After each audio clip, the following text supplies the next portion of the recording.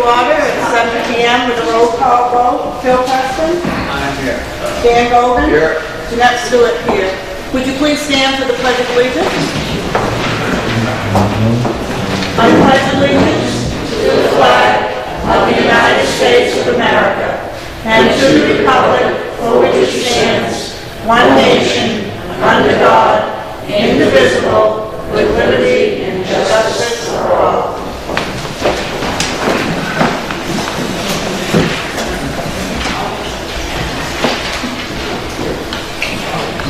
Need to approve the minutes of April 16th. Bill? Do you have any corrections? I will move the adoption. Dan? I moved, I second it with the, any corrections that need to be made. Okay. It has been moved and seconded. All those in favor signify by saying aye. Aye. Motion carries. The manifest for May 7th. There is an RSA that says that all manifests have to be signed in a public meeting. For those of you that don't know, that's the payroll, the accounts payable. What we have to do is, on days that we don't have a meeting, we just have to post it as a meeting, go in, sign the manifest, and then adjourn the meeting. The legislature is working on that right now, though. They're trying to put it back so that you can go in the town office and sign it at your convenience, because they're having a lot of problems having to come up with meetings just to sign the payroll and the AP.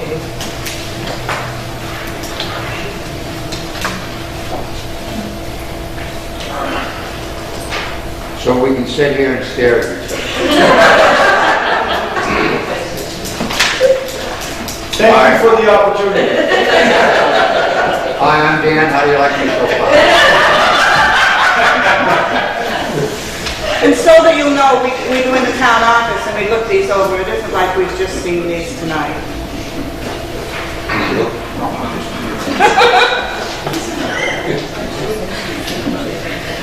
You're acting like you're back in school again. Sixth grade. Yeah. Good thing Phyllis Smith isn't here. You'd be in trouble.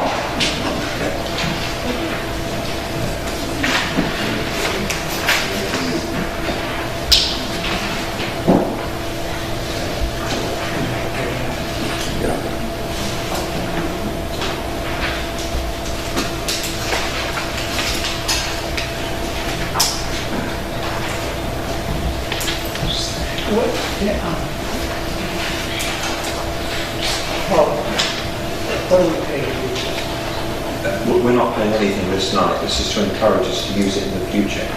It's $15 an hour. And that's with someone here. Is anyone here who can tap that? Me. I am the keeper of the key.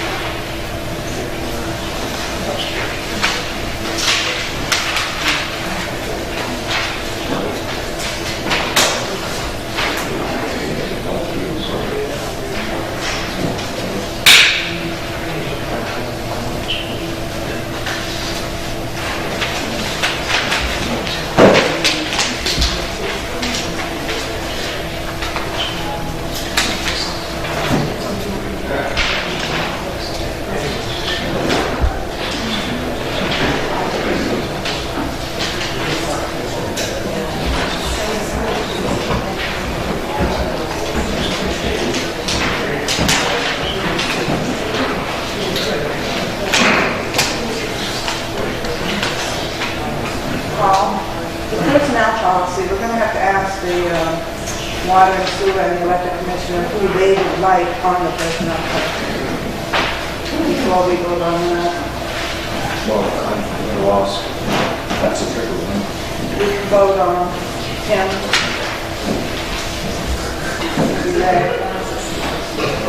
One more for the, In the month for you.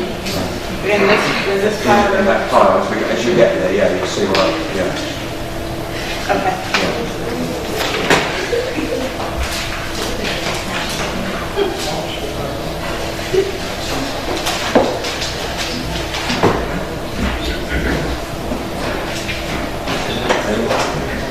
Yeah.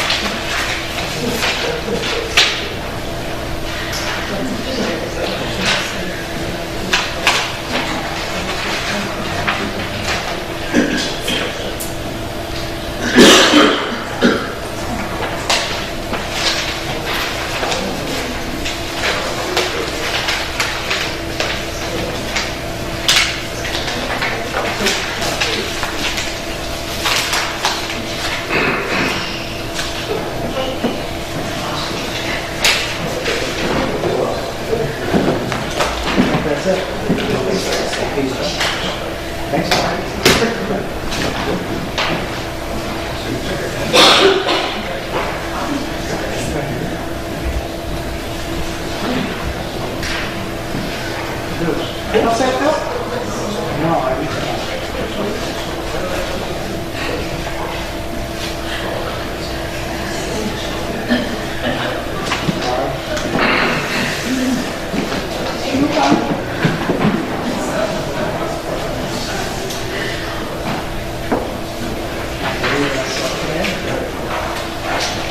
No, we'll have to wait a minute. Right? Yeah.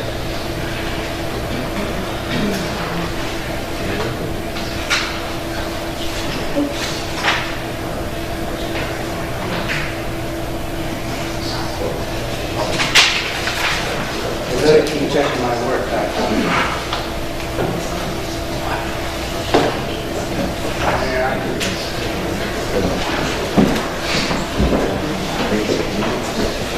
Okay, old business, we've been working on, with the town administrator, employee job descriptions and employee performance evaluations. And the reason we've been doing that, one is they really need to change. We really needed to be specific in the job descriptions and the employee evaluation. But also the employee evaluations haven't been done as often as they should be. So we want to make sure that we follow through on this, and then we have paperwork in the file and the evaluations are done. So Paul, do you have anything you'd like to add? Or? Well, it's going to take you a while to digest all of these job descriptions, so I made a recommendation that we look at them at the next work session and give you time to digest them and make a commentary. There's two that haven't been done. One is for the office assistant and the other is for the finance officer, and we're going to do that in readiness for the May 16th work session. Other than that, they're all in here, but we met the deadline of last Friday, so it's quite clean to review. So at the work session, we'll make sure that we finish up on these so that they're completed. Okay, the investment policy. Can I make a comment on the evaluation report? Yep. We have not discussed that. We're going to talk about it at the work session. We're going to look them over and talk about it at the work session. So the 1 to 4? Come to me? The what? these evaluation forms? Yeah, in other words, he gave us more than one evaluation form, and he wanted us to get back to him and let him know which ones we liked, or which one we liked. I'll just say I like number 2. And he also gave us the holderness ones too, because the holderness ones were really good too, because they were really specific. I think that was the ones that I would like to be working on, is using the holderness ones to follow. So we're gonna plow this ground next week.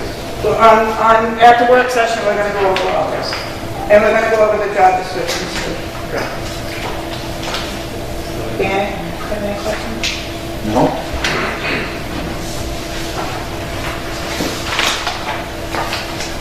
This is the evaluation.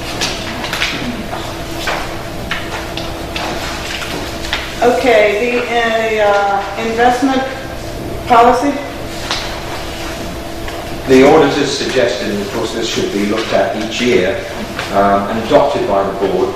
So I'm wondering if you've had a chance to review it since April 25th, and whether you have any discussion on it.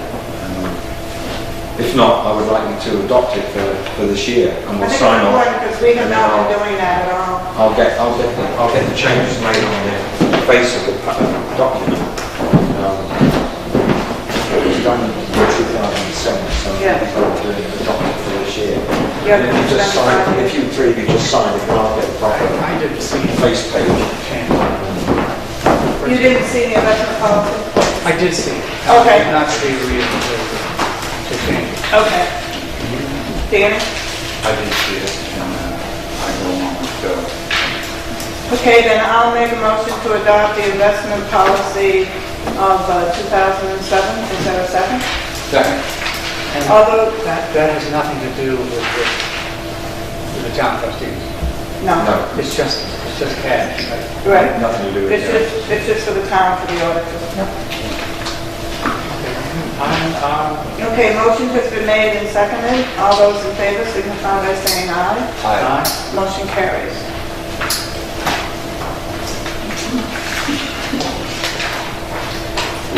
We've always had a vendor permit application that people use, like 4th of July, they want to have a nice green stand sometime, or anything like that. But Paul came up with the Town of Ashland Special Events application, and this is like for the farmers market that's going to be coming up in June. It's for Walk in the Park, which we're working on right now with Jeff McDonald. And it's just to fill out this so that the town is covered and so the people that are doing the event are covered. And I believe it's a $60 application. Well, fee, is that correct? the user fee will be $25, but there's other town expenses. So when we talk to Joe Thompson, when we talk to Jeff McDonald, we're going to see what else we need. But the initial event application will be $25. Why is it only 25 if the other one is, if the vendor permit is 50, why is this one Well, only 25? the vendor permit is much more specific. I think this is going to be broad, and that's why you put down there plus actual town costs. Right? You Town said, user fees $25 plus actual town I costs. think you mentioned just a minute ago that the $25 was the application fee. That is correct.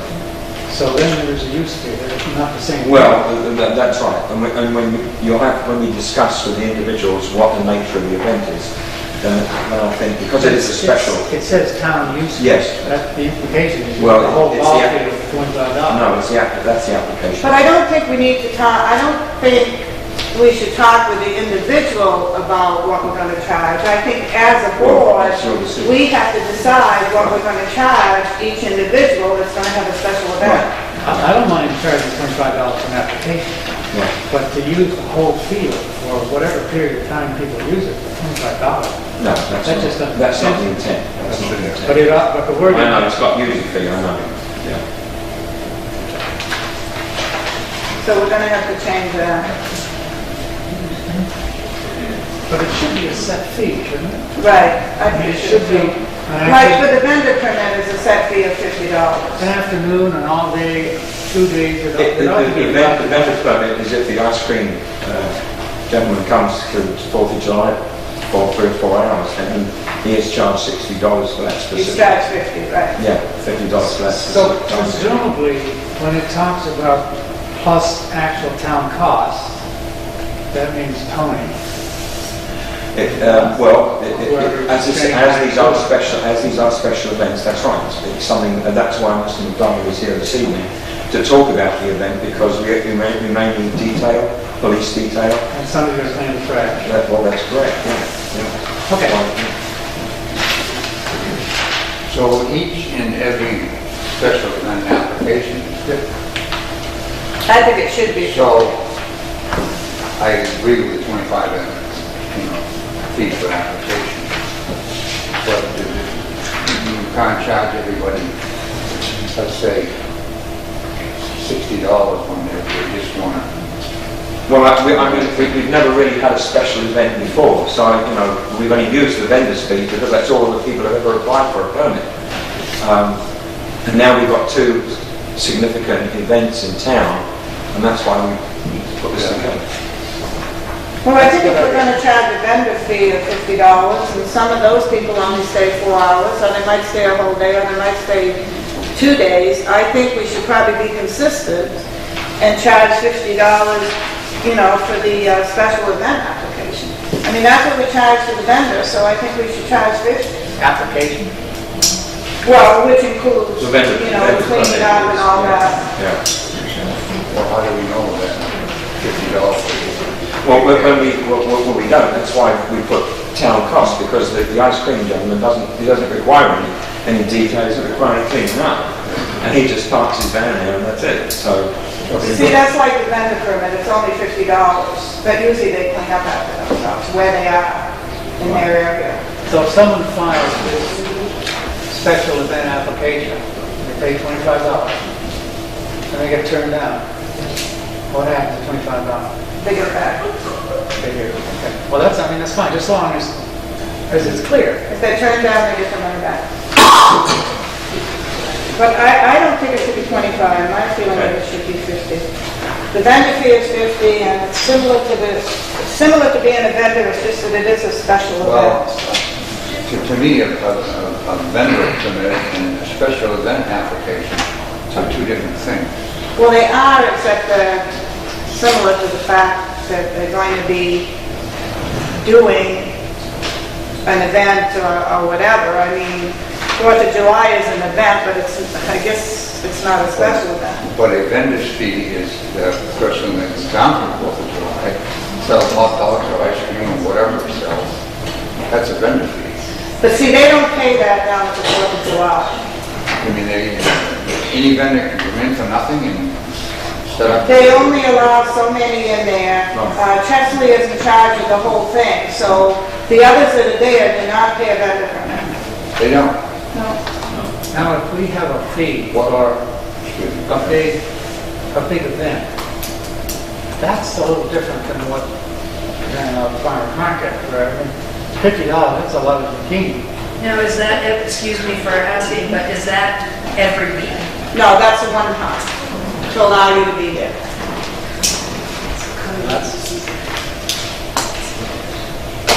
I think we gotta think about that. I think the farmer's market's a good idea, but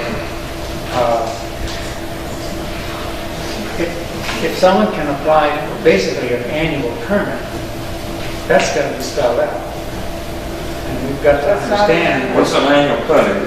Hopefully the farmer's market's going to run from June to October. And Mr. McDonald's event is July 28th, I believe. Quite a long time during the They're day. different things. They're different things, yeah. Much less impact, there's a very different impact Right. on two things. We got to think this thing through. Yeah. Well, that's That's all right, we can bring it back up again at the work session. Yeah, okay.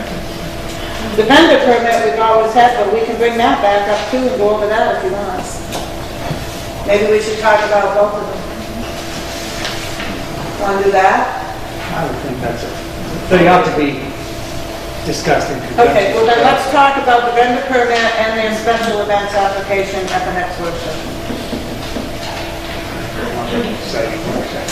I just put all the way to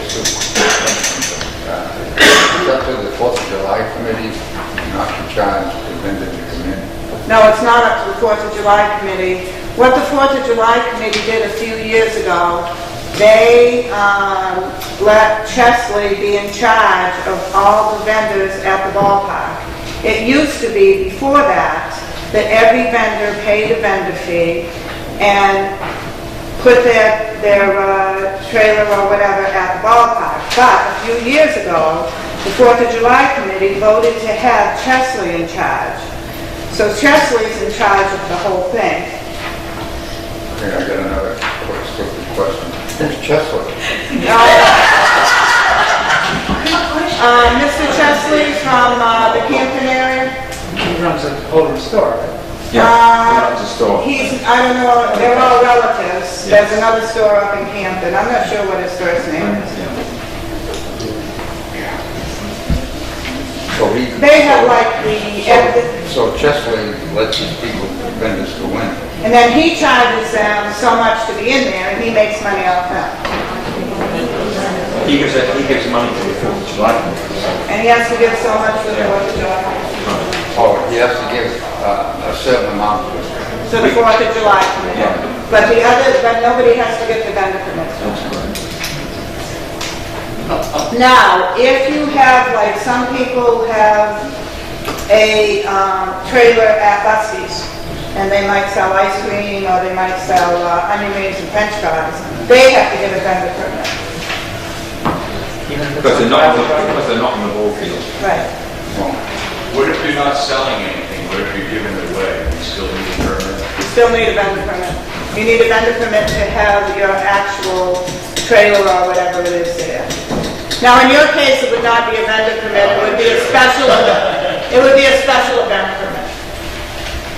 Okay, I was talking about other things. We plan on doing a lot of things, and I was kind of listening to your conversation. That then, we would have to talk to you, and if you could come to our next work session, that might be a good idea.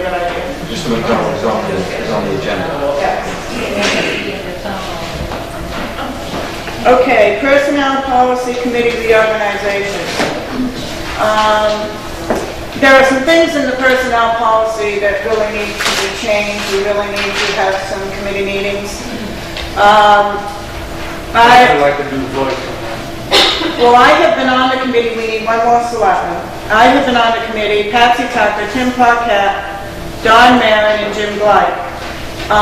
We also need an electric commissioner and a water sewer commissioner. If the commissioners could, at their meeting, decide who they would want on the Personnel Policy Committee.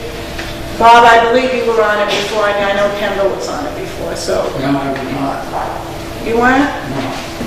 It was earnings that was on it. Oh, okay. And then maybe, Sorry. Ray should be on it because Ray's the union steward for the town, so he should be on there. So, on the selectmen part of it, shouldn't we take a vote? Who's going to be on there? yeah, that's what we're gonna do. Oh, okay. Okay, Yeah, I'll volunteer for that. so I think what we should do too is ask Ray Dow if he wants to be on it too. And then the utilities and the water and sewer, it's their decision who they would like to be on it. It's not our decision who they want from the utility. Paul? Well, my point, Madam Chairman, is if the utility commissioners have not signed off on the town's personnel policy, as I'm led to believe, why do we have to have utility representation? Well, they were on the committee before, the Personnel Policy Committee.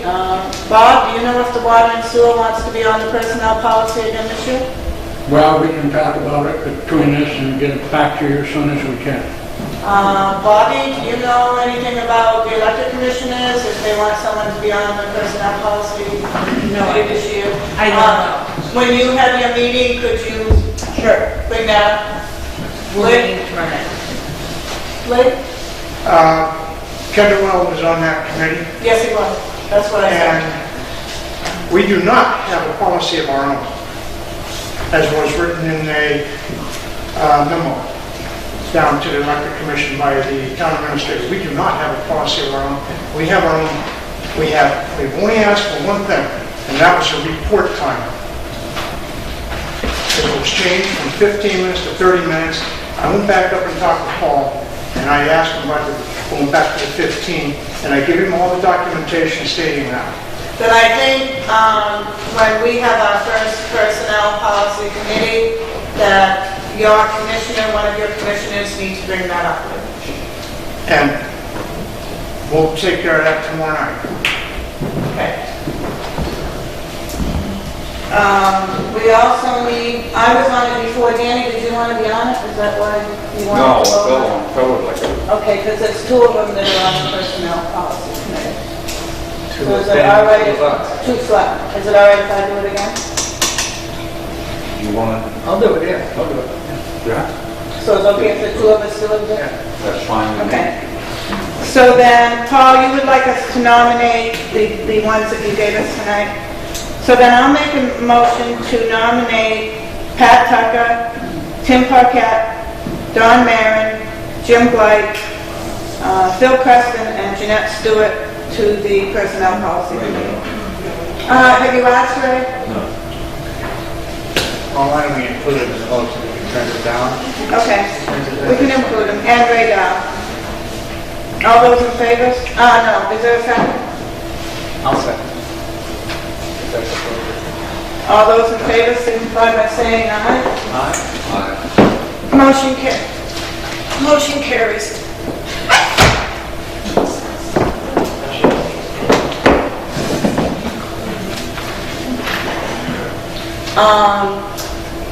The utility commissioners will have an answer for us, and the water and sewer will have an answer for us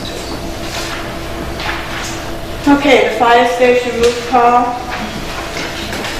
You've got a memo just hit your desk there from Linda Perry, from myself. Linda Perry sent me information up this afternoon. I've just given a copy to Chief Heath, so he's not even had a chance to read this. I'm recommending that she comes to the work session with a sample of the floor cut. And in my memo there, Madam Chairman, I've highlighted your attention to the fourth paragraph of 4 or 5, which I read out. It's the opinion of the structural engineer that it is most important to remove the dangerous condition of excessive dead loads on a flat roof, that is without positive drainage resulting in ponding, rather than investing in strengthening the trusses. The estimate for removal and replacement of the roof deck is between $130,000 and $160,000. Linda Perry has listed the names of reputable roofers for a bidding process. But I think you need her to come up, she needs to sit down and talk to us, and you need to see the core sample which was taken from underneath upwards, rather than the one that Theron did, cutting from the top And we have down. how much money for that? We have a warrant article for $50,000. That's a little under. So I assume she's going to come up with the plan. She's going to tell us what What 50 will do? well, 50 won't do anything. Nothing? No, nothing at all. So why is she coming up? To show you the core sample and to explain in detail what has happened, where the aggregate has turned to sand, the water level is higher than the drains, so lower than the drains, so it's not draining, and discussing in greater detail. This is a major concern. She doesn't know how long it's going to last before it won't be. It won't last till the winter. But I mean, if she can't do anything, what's the point of her coming up? Well, she's going to come. Well, I think she should come up and discuss it with you. You can't. I don't think you can make a valid decision on what to do without having There's this going to be some structural Can we engineer. not do parts, break the roof into sections? No, that's not. And you can't anyway because of what's underneath. That's our biggest problem. But you got the part over the trucks, and you got the part over the meeting room. But it's still gonna, if you do it, it's gonna cost you more than $50,000. You can't just Either one. put the new roof. Okay, well, See what she said? What it is, you know, we can Band-Aid it, but 5 years from down, 5 years down the line, or 10 years down the line, you're gonna have to fix it again. In my opinion is, I don't know where we're gonna get the $160,000 or $130,000, but if we're gonna do it, it should be done right.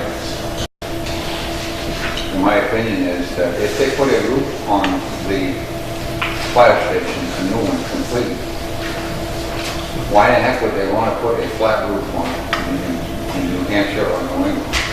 Absolutely, Dan. She feels it's got to have some slope for obvious reasons, but it doesn't have to be an apex roof. I think there was someone said that the reason was that because if it was a slanted roof, all the snow would go down on Middle Street. But So she's gonna come up here and show us this dripping wet core sample. And we can't take any action. Well, she's going to discuss it with you. I mean, some of the bidders might be really on the low side. I mean, that's what she will tell you. This is where she's experienced it. I think what she's going to do is she's going to discuss it with us and and explain to us where we can go from here. What is our best move? I think we got a roof on the low side originally. Well, in 1976 and 1984, well, I mean, it's lasted a long time. It could have been waterlogged for the last 20 years. It's waterlogged now. Okay, I have one other thing under old business. We need one more member on the CIP committee, and I would like to nominate Elliot Duthie for the CIP committee. Is there a second?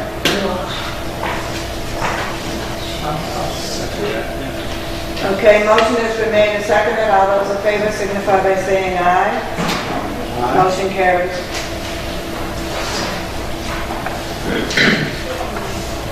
Okay, new business, Rock in the Park with Jeff McDonald. We received a letter from Jeff McDonald, and Jeff is here tonight, so he can probably explain it out to us better than myself. It's a faith-based community outreach called, is it Messenger Outreach? And the goal is to unite communities, encourage others to love their neighbors through a tangible way, such as raking our elderly neighbor's lawn, or passing out free cold drinks on a hot summer day, or serving our community through acts of kindness. And what Jeff would like to do is he'd like to have a Rock in the Park Saturday, July 28th, and it would run from noon to 10 p.m., and it's free and open to the public. And Jeff, I'm assuming that you have insurance for that.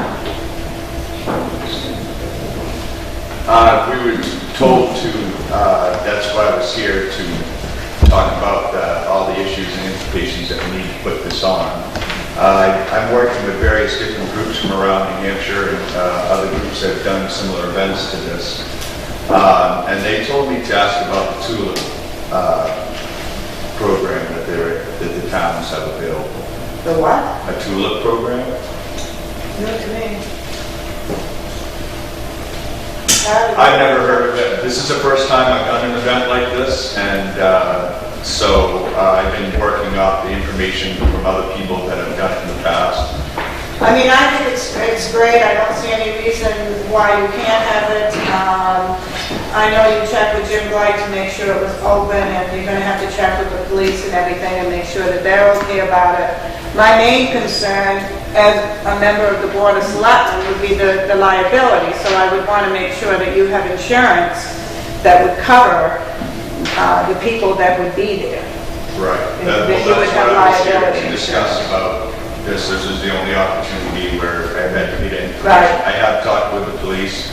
I've talked with everyone that I've known to talk to. This is my last stop.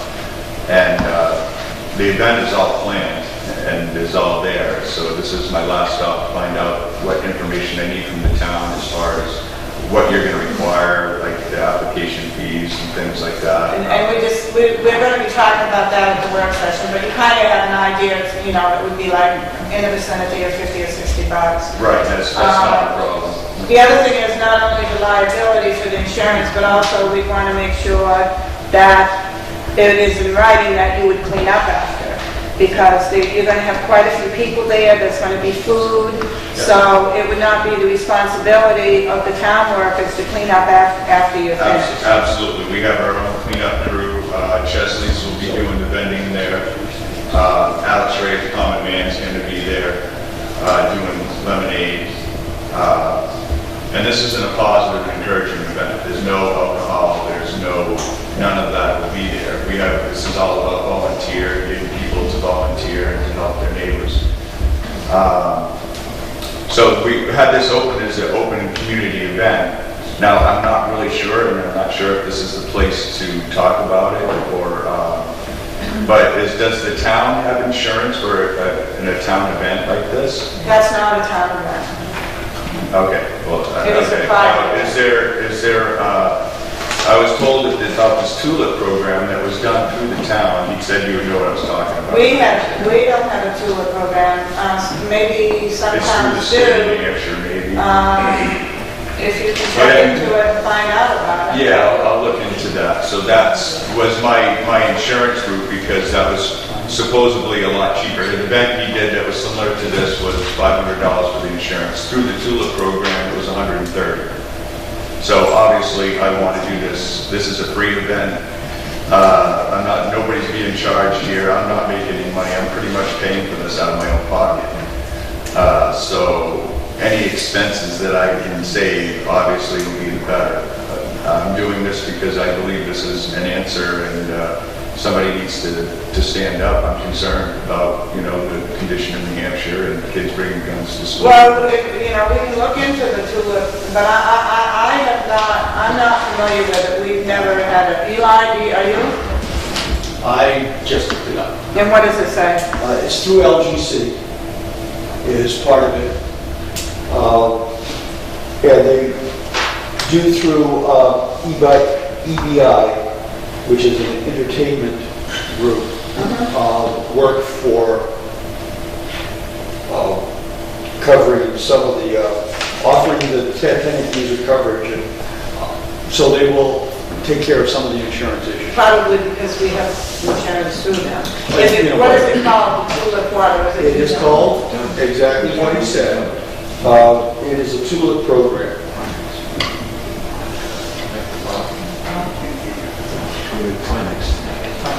We can check with Climax and see if they have it.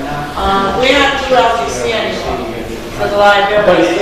But the program says it's through LGC. Yeah, so we can check on that. We can also check with Climax so we have our liability. Insurance for LGC, we get it. I know, and that's why I just said we can check with It Climax. says your LGC insurance. No, I just said we don't get it through LGC anymore. Oh, I misunderstood. And I said we could check with Climax to see if maybe they have something like that, or have something that can help us. Jeff, we'll check into that. Just keep, tabs with us. Before you leave, I'll give you my phone number so you can, keep calling to see how we're doing.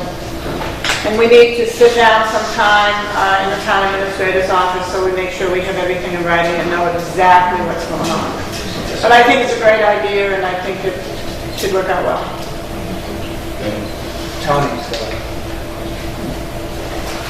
Tony? We should talk about the police department, I would think. Yeah, that's why I said to Jeff. Normally, what it would be some type of a detail for the police officers. The town bills it out at $40 an hour for police officers, $20 an hour for a cruiser. I don't know how many people you plan on having yet, but there's a number of crosswalks there. It sounds like the event's going to go on from noon down to 10. That's a lot of people coming in, moving in and out. We're going to have to figure out something that, from the police department standpoint, for safety measures. Right now, off the top of my head, I'm thinking you're probably going to need 2 police officers, because you're going to have probably parking. I don't know who you talked to about parking, but it sounds like it's a possibility to have a lot of people here. I don't know if you park at Freudberg, or if you talk to the bank, or if you talk to the people that own the post office property, or what. A lot of times when there's an event going on down there, we have an officer right there at the entrance gate and the crosswalk goes down into, like we would 4th of July. And there certainly needs to be another one up either at the crosswalk, where it crosses directly over to the Booster Club, or the next one down that crosses right by School Street. There's going to be a lot of people, and it's going to be a lot of hours for a couple guys standing out there to make sure that people get across the road and all that stuff. That's the problem. You know, one of the challenges from our standpoint as police officers is to give that service. But there's a cost associated with it. So if you're talking What did you say? $40 an hour is what they bill out for a detail for police officers. So you're talking from 12 to 10, so that's 10 hours. There's $400 there, another officer's another $400, and you're going to have one cruiser down there. So you're going to have another $200. So you're looking at $1,000 cost for police stuff. Minimum. Minimum. Yeah. Wow. And now I don't know if the fire chief wants to entertain anything or they'll just respond if there's a call. I don't know. Yeah, that's what I'm here to find out this information, because I got like 2 months left, a couple months left to get this stuff. I mean, I think what you're doing is a good thing, but when events are put on like that, it's... I wasn't sure if the town kicks in and helps out, or they just charging the whole thing, and, you know, I was trying to do something good for our community, and I just want to know what we're looking at to do something like this in the community. Something that you might want to consider is going to the businesses, like maybe some of the banks and that, and see if you can get sponsors. And then that way, you know, it'll help pay for the police and whatever. Right. I mean, that's, right now I got all the bands, and we have a professional sound guy, we have a recording studio.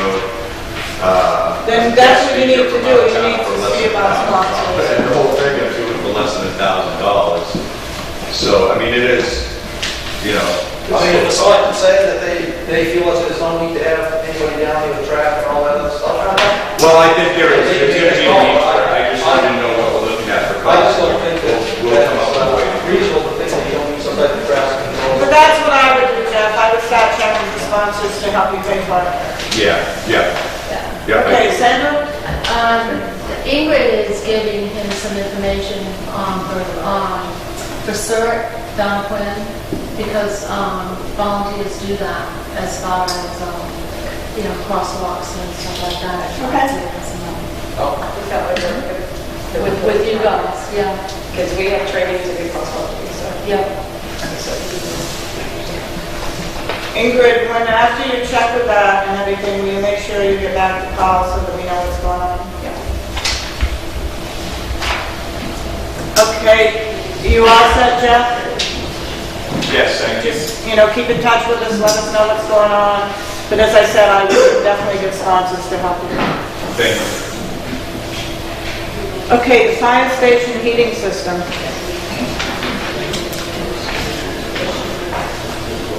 That was the one with Matt Wendelbo, right? Yeah, I think that's a good proposal. Yeah, I asked the fire chief if he would make a comment tonight, for the first time we've had a chance to talk to him about it, to see if he agrees with that. It's the way to go. The only thing is, Paul, when I asked you, you said it would be about $1,500. But when I checked with bidding requirements, it says any purchase for a single item involving an estimated expenditure in excess of $1,500. So I wonder if we're going to have to put this out to bid. That's what the bidding policy says.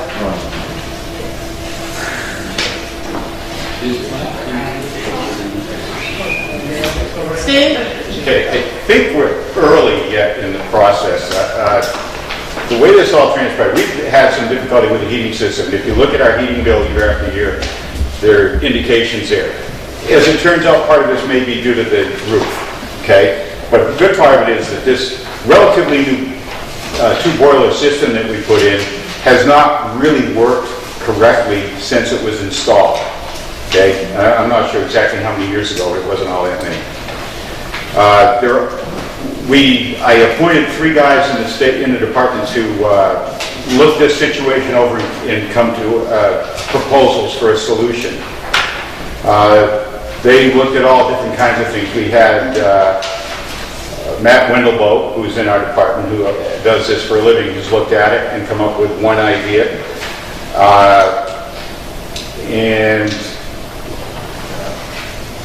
we also got somebody to come in from a commercial heating thing as a favor to somebody who was on the committee, who also looked at it. So this is not a bid.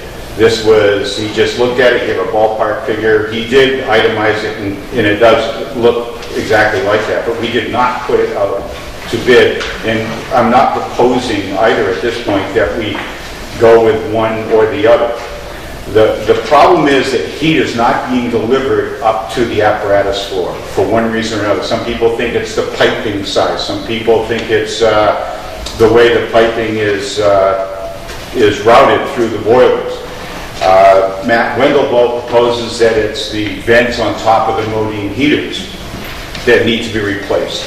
In the report from the commercial heating company, they did mention those vents, and part of their proposal included replacing them. Matt believes that if we replace those, that may indeed solve the problem. So the question I think that I would like to get some guidance from you folks on is, what Matt's proposing, he's willing to do the work for free, and we just gonna have to buy the parts. So we're talking maybe $100.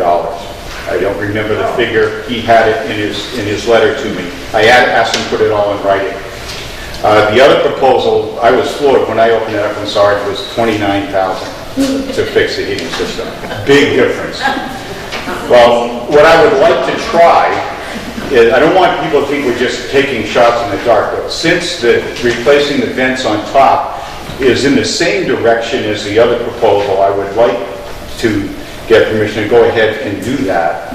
Replace the vents on top of those heaters to see if that improves the performance of the system. If it does, good. If not, well... It's about $100? Yes. And you have that in your budget anyway, right? Oh, yes. In fact, it had been believed for some time that those heaters were on their way up and needed to be replaced. They have money for that's actually been in several budgets in the past, but was removed one year by a prior chief for some reason, and then wasn't put back in another year. I put it back in this year, saying, okay, if we were going to do this a few years ago, we ought to get started and start replacing. There are 6 of them up there. I wanted to do 3 this year. So I didn't have money in the budget to replace 3 of them. As it turns out, the commercial heating company said those heaters are fine. You just need to do some maintenance on them. He does mention about $100 in his letter. That's exactly what he said. He doesn't use that number if you do the math. So I guess what I'm proposing is that at this point I have Matt go ahead and change out the vents on top so we can bleed the system. He says that when the thing was done, it appears that the system wasn't bled. He thinks it's airlocked.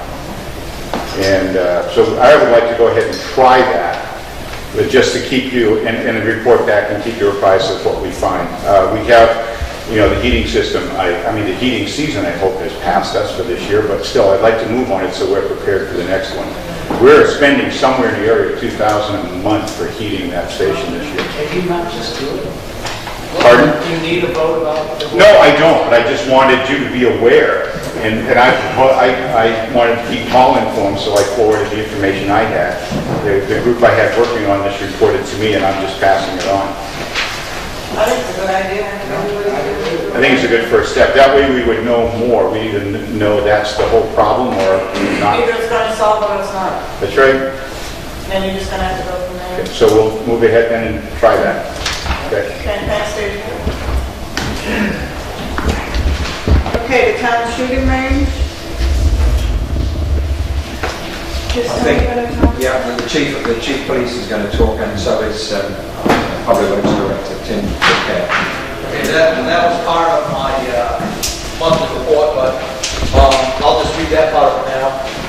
Due to some recent thefts of town-owned catch basins and bullet holes and culvert pipes stored behind the sewage treatment facility, the Public Works Director and myself recommended to the selectmen that the area be closed for public shooting. The selectmen have closed it for now to to the public shooting, and we'll be addressing the issue.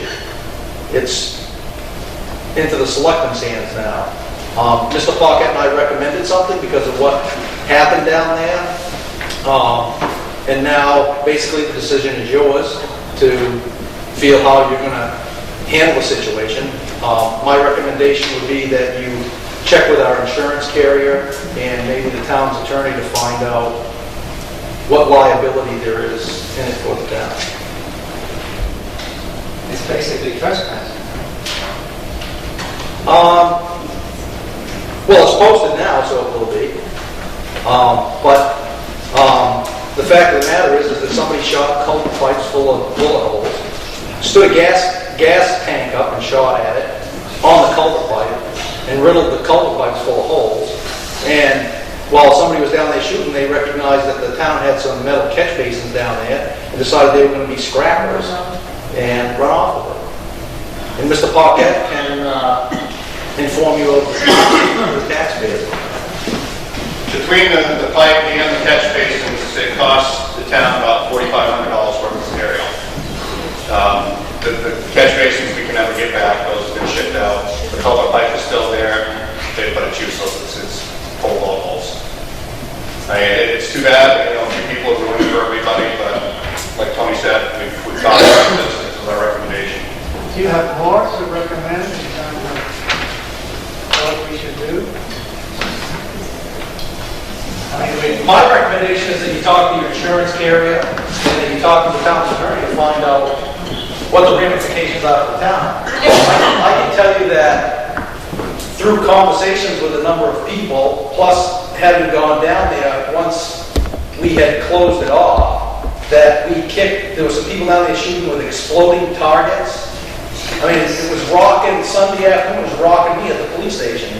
Officer Cody went down to the call because somebody had called in. And it was somebody from Maine and somebody from Hampton, New Hampshire, down there shooting these exploding targets. Well, he said, you got to leave. Okay? I went down probably 2 weeks later and dealing with some stuff at the transfer facility and noticed a couple of vehicles go by me as I was headed back up to the PD to get a camera, and decided on my way back down to the transfer facility I'd stop to see what was going on. I just suspected somebody was going to be out there shooting. Well, there were two gentlemen all set up, ready to do some shooting, and I told them that right now it was closed, but I didn't recognize them, and I said, well, where are you guys from? They're from Holderness. The gate is locked? It is now. A lot of times the gate is left open. There's also a farmer, the farmer that owns the field. He also has a right-of-way down through there, so he accesses through there. For some reason, the gate gets left open. We as the police department don't control the gate. Whether it's the town crew or the farmer, I think it's double locked, so if we lock it, then the farmer can still get in there because he has a key for his lock or combination, and he can get in at any point in time. Through conversations with people, because everybody's coming to me and want to know why, what's all this. Well, through conversations with them, I guess there's been people from Meredith, Rumney, Campton. For some reason, everybody around the area knows, hey, go to Ashland, because you can shoot behind the sewage facility. Have you talked to the farmer? I have not talked to the farmer. Really, the farmer has the right way to go down through there. The bottom line is you can keep the gate locked, but it's still not going to keep somebody from walking in there to do that. So, If you keep the gate locked, it's a road concern because the drive pattern. oh, absolutely. But I can't be a gate monitor for the whole thing. Can't be a gate monitor. I mean, one gentleman told me that we need to do more patrols down there. Okay.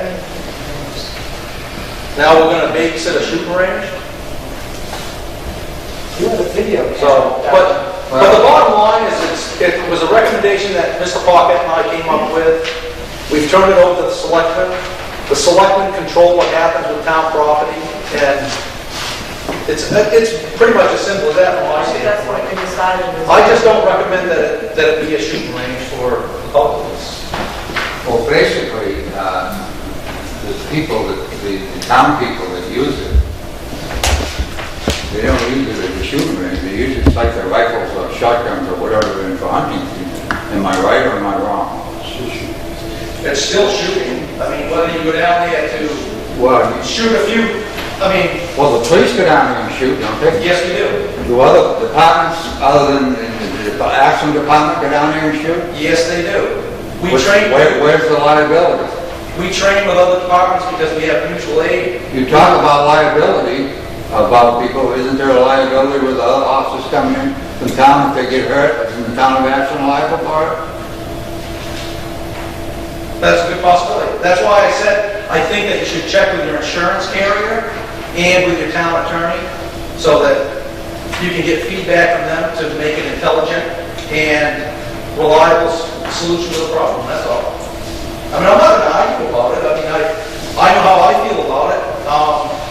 And what has to be done is what has to be done. And that's why we recommended that to the selectmen, and now the selectmen will do how they see fit that it should be handled. And I have all the confidence in the world that the selectmen will do what they need to do. How do you feel about people coming in and asking permission to use the range? As a matter of fact, you say that, people come to me at the PD all the time and say, hey, can we go down and shoot? I go, I can't tell you to go down there and shoot. I know people go down there and shoot, but I'm not going to give them permission. Now the chief of police has given them permission to go down there and shoot. Somebody gets hurt. Well, the chief said I could. I try to remove myself from as much liability as I can. So, and that's why I feel that it's a decision that the selectmen are going to make. And we are going to have to check on the insurance. I know Paul. That's all. Paul? In brief discussions with our insurance carrier, they asked, the first question they asked, when was this designated as a gun position, a gun club? Where do we have it posted that residents in the town can go down there and shoot, target shooting? Unlike the Penny Rod and Gun Club. Because if it's going to be a facility to do that, it has to be signed, protected, and liability issues addressed. That's what they said. And that's as far as I went into it. I said, we've got issues with this. They said, well, when was it designated as a target shooting area? And known to the residents of the town? That they I think it's been a shooting range for a while open to the town, right, Tony? Well, I prefer to stay away from the name of shooting range, only because it opens up Pandora's box. Do people go down there and sight in their rifles or shoot down there? Yes, they do. It's not a designated shooting range, because on a range, they have a range flag that goes up. And like Mr. Bransky said, it's usually posted around that it's a shooting range. Well, maybe that isn't the words we should use, but I'm just saying they did.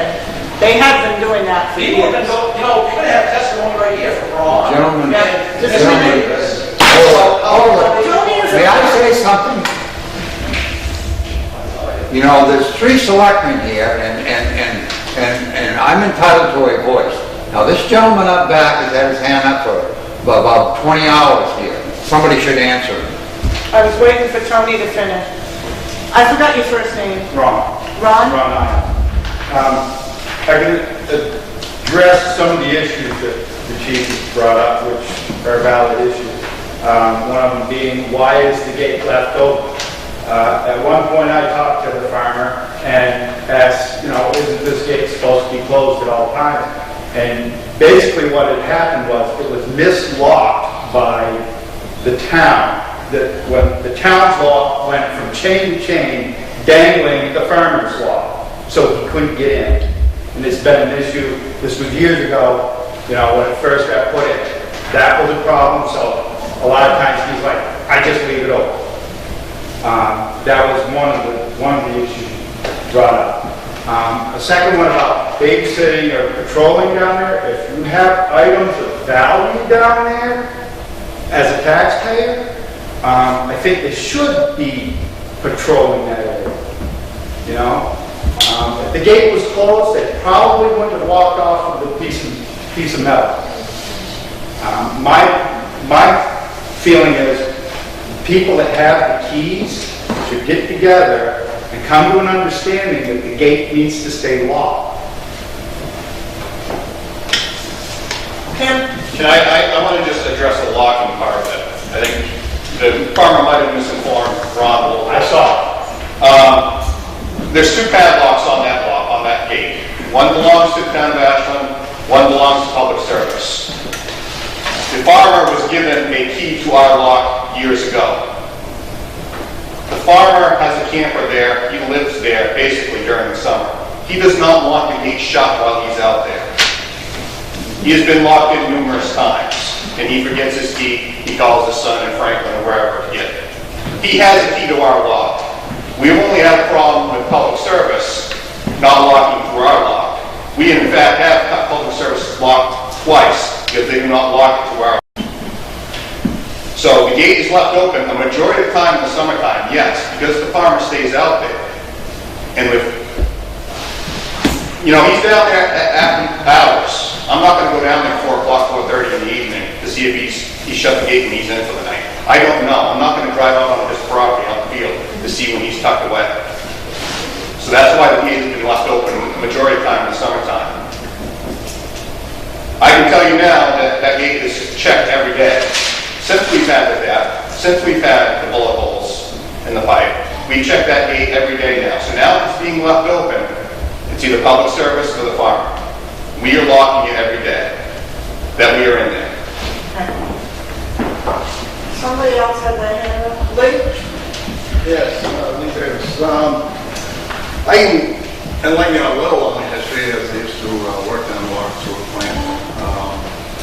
Back when that road was planned for Clarence Pike, it was put in as agricultural use only, and there was a stipulation in there, if you look back at your agreement, that he must offer cable.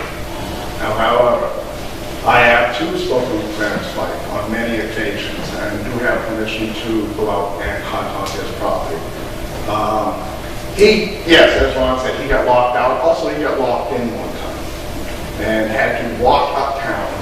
A gentleman of 70-something years old at least had to walk uptown to get somebody to get down and lock it so he could get his pickup truck out and go home. If you got keys, there's no reason why you can't lock the gate behind you, whether it be police, whether it be clerks, whether it be flight or utility. If the gate had been locked, there's no way that anybody would have carried out a catch basin cover by hand. I do know people in there. We addressed this off the cuff, I'm going to say it was 7 or 8 years ago. To which you did go back, if you look at 2 minutes, I can't tell you the year, I really wish I could. I tried for weeks now to recall this date. We did go through the insurance carriers. We did allow Ashland residents only to get out there and shoot. It is in the selectmen's minutes. I offered at that time, and I will offer now, to pay for, out of my pocket, the cost of the signage. I can have it made up,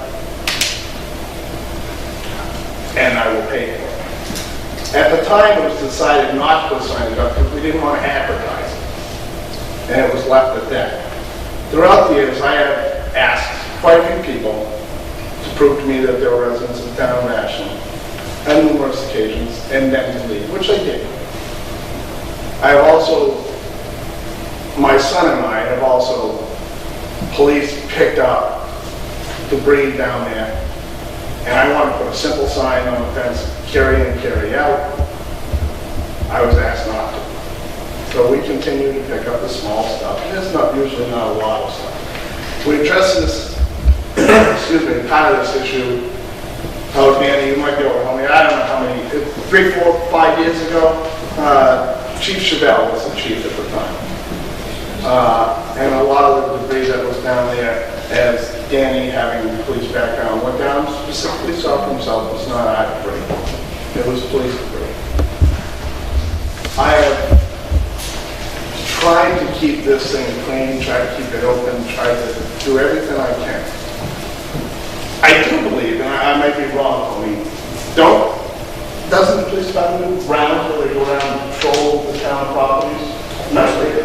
So if you see a gate open at the transfer station, don't you lock it or investigate it? Why the other one left wide open? Normally, when we see that gate open, we lock it. The one down at the sewer plant? Usually, yeah. That gate is left open 96% of the time. If we have items of value, as Ron said, why are they not stored in a secure area? Why are they not stored up near Public Works? I know Tim is very short of space up there, but rather than sending a piece of culvert pipe, a backhoe, and at one time, and two drivers go down an eighth of a mile, quarter of a mile down the road and pick it up, why can't we just store it at a shop where all the equipment is loaded? I'm not going to sit there and debate that, and that's not really the issue here tonight, and I'm sorry I went that road. Lee, when you talk about the gate being locked, are you talking about the gate to the sewer plant? No, the one that you first come under the underpass. That road was put in, that road was put in 26 years ago. No, longer than that. That was when I worked for the town, Ashland Selectboard, went to work in Kern. I've been in there for 11 years, so 11 to 12 years ago. Jeremy Hills put that road through. It was just a footpath up and over in Clarence. I used to go through the sewer plant, and there was issues of security and letting them go through the sewer plant, so they made the access road with stipulations for agricultural use only, and the gate was to be locked at all times. We need to enforce these things. It's unfortunate that these things happen, and there are people who will be spoilers to the system. But if the gate is locked, a lot of this doesn't have to occur. Well, it looks to me like as selectmen, there's a lot of things we've got to check into. We've got to check with the farmer, we've got to check the paperwork that we have on it, we've got to check the insurance. It seems like there's a lot of things. Chief Randall had said that it was their recommendation to the selectmen. Are the selectmen aware that there already are signs up and the decision has been made? The signs have been put up temporarily until we get the board's decision. But whose decision is that? I went to the town administrator, and the town administrator instructed me to have signs made up, and instructed me to put the signs up. Maybe a dumb comment, but if you've got a guy who forgets his key all the time, would it make any sense to have a combination lock that he can always use? Clarence used to have it. There used to be 3 locks on it years ago. Clarence, the towns, and the utility companies. I don't know what happened to Clarence's lock. His lock disappeared one time. Actually, I was right there when he pulled up, and he noticed it at the same time I was speaking to him, asked if I knew where his lock was. Said no. I provided him with a very heavy-duty industrial lock out of my pocket, which he kept on there to the point where he did lose his key. And had his son come up and cut the lock. Would a combination work? Yes, but the thing though is the gate should be locked all the time. Oh, I know that, but it's not being locked. And if he's worried about being locked in, or he has to call his son Franklin to bring up the key, if it were a combination lock, we wouldn't have that. Right. And the gate is being locked. It is. Since the sign's put up, the gate has been locked. But I do think that this is, it's been a privilege for years. I'm 49 years old. I've been shooting down there, sighting in my rifle, short fundamentals to my children. I've personally been shooting down there for over 30 years. The sad thing is a few people are ruining it. It is, and I feel if the gate had been locked all the time, we wouldn't be here addressing at least 50% of the problems. People shooting out the pipe, I can't. People will be people, no matter what. Just a second, town administrator had his hand up. I don't wish to be even more negative than I am now, but the signs were put up there temporarily because the board has to make a decision. But the town attorney turns around and says, you know, one day something's going to happen and it's not on the town's responsibility. And the board of selectmen and the town administrator are here to make sure that the residents are protected from any gunshot wounds and things like that, which is the reason why it was done. If residents who fire guns down there are prepared to have disclaimers and waivers, then absolutely, you know, because it is a huge liability to the town of Ashland. Just like clarification on a couple of the signs. One of them, there's 3 signs down there, which are pictures. One says no authorized play beyond this point. One says no trespassing. And the other one says only, no public shooting. Can you define what the police only, public shooting, I can understand. No trespassing. Does that mean that fishermen, hikers, bikers, walkers, and such that use that facility also to walk the public utility line or fish the Swan River can no longer go through that access? And or people who have permission from Mr. Clarence Pike can no longer access through there? And that's what we're going to have to check into. Where he has the right of way, we're really going to have to talk with him. We're going to have to go back and check the paperwork. Jim? I just want to, this has been a general progression, okay? Originally, when that road was put in, there was no gate.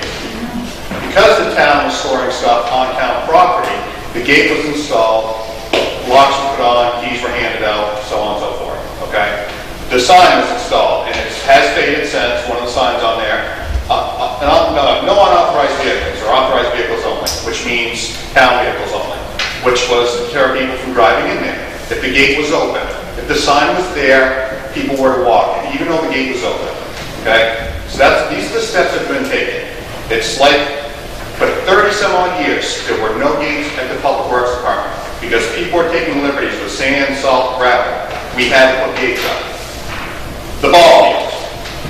Signs were put up, pick up after your dog. People weren't doing it, so what did we have to do? We had to shut down the ball field for dogs stolen. It's been a general progression like everything else we've done. We're not doing it to upset people. We're doing it because we've had issues. If And it's people cost go by the the town. rules, we'd be all set. The problem is we have people that don't go by the rules. Exactly, and it's cost the town money. I have to agree with the chief on one issue that to me is critical, that it's being called a shooting range.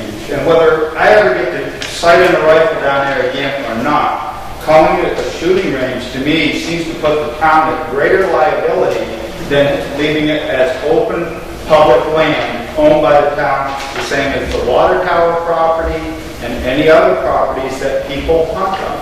I think the only reason they use the word shooting range is because people are down there to shoot. So it's automatic when you say shooting range. I know, but it's not, I think it really increases the town's liability. Okay, Also, one other thing, I've chased people out of there, basically that have driven in, said,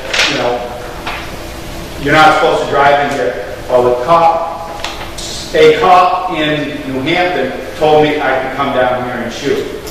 My father-in-law, Cyrus Gray, talked to a person that said a Ashland town cop gave a person from Florida permission to hunt in there, shoot in there. That's hearsay, but I don't know. I have no idea. But all I can say is there's a lot of concerns here tonight. There's concerns with the police. There's concerns with the public works. There's concerns with the residents.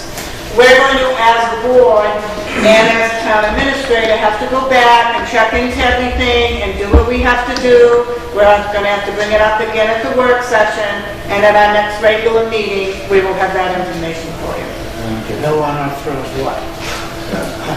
I don't get this, who put this sign up? See, it says No no. unauthorized. I think you just can't see it. I think it said vehicle. I was down there the other day and I couldn't see it. Oh, I think it Right originally here, said, I couldn't see it. I think it originally said vehicle. It was a makeshift sign. It was done with magic sign, with a sharp. I better get some reading glasses. Years ago. I stood about 2 far from the sign, there was nothing in there. It's probably, It used to say vehicle or nothing. probably just gone now because of, it's been there so long. Yeah, I guess so. Okay, town administrators report. This will be Excuse me, Paul, is there any more discussion from the audience out there? He doesn't actually have one.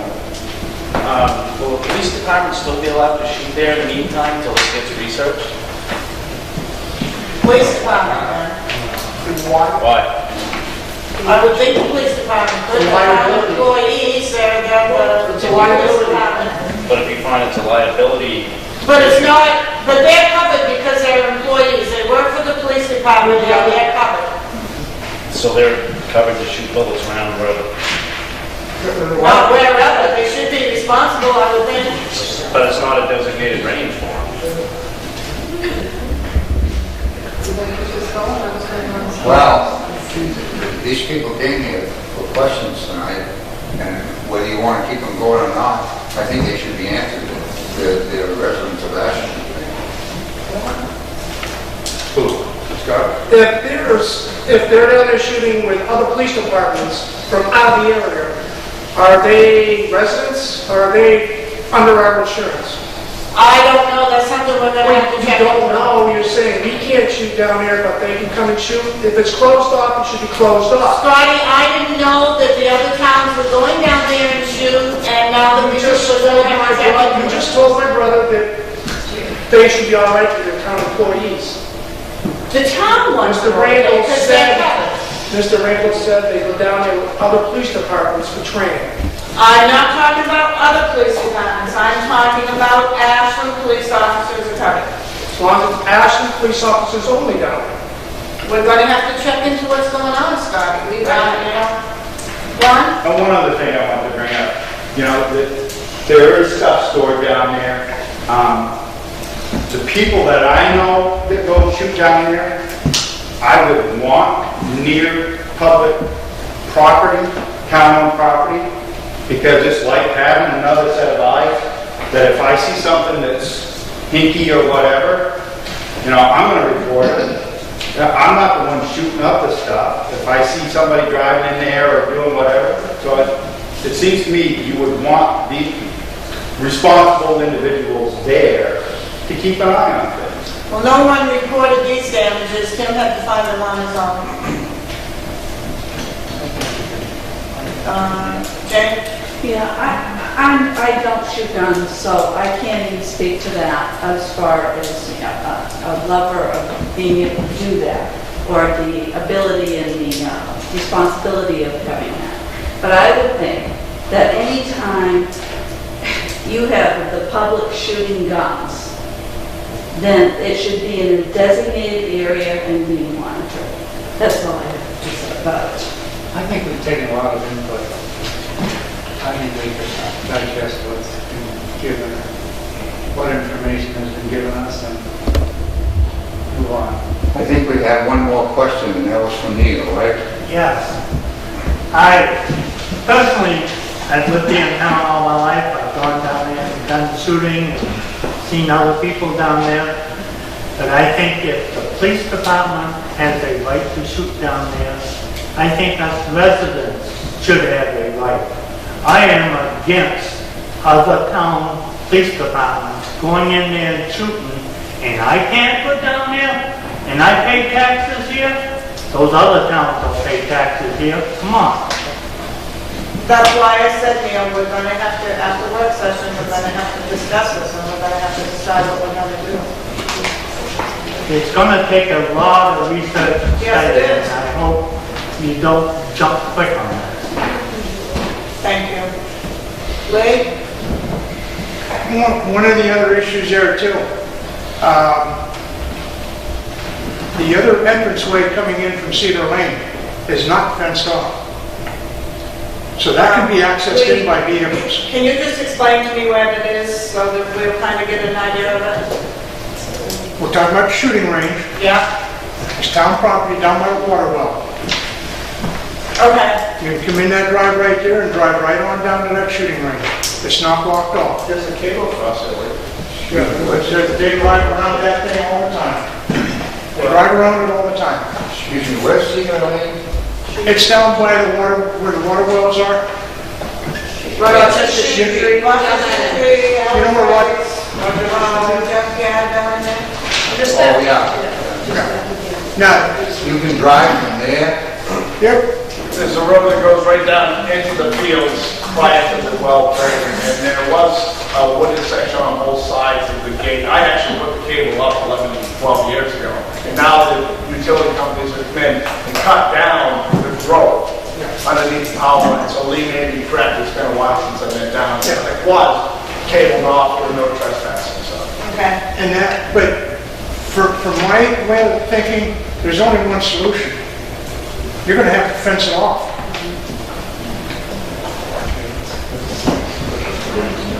That might be a solution too, it's something that we're gonna have to look into. We are going to, what's it all about, what's the property? I know it's town property.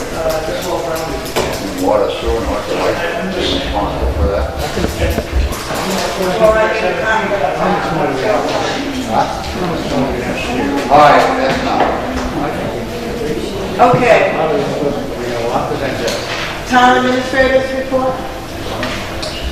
On Monday, April 30th, the town administrator, a member of the Ashland Hill Community Partnership and a representative from Spear Hospital attended the Hill orientation at the home of the Foundation for Healthy Communities in Concord. Ashland was awarded a grant along with Berlin, Laconia and Nashua. The intent of this grant has been outlined in the town bulletin, and ongoing news items will be posted on the town website as events unfold.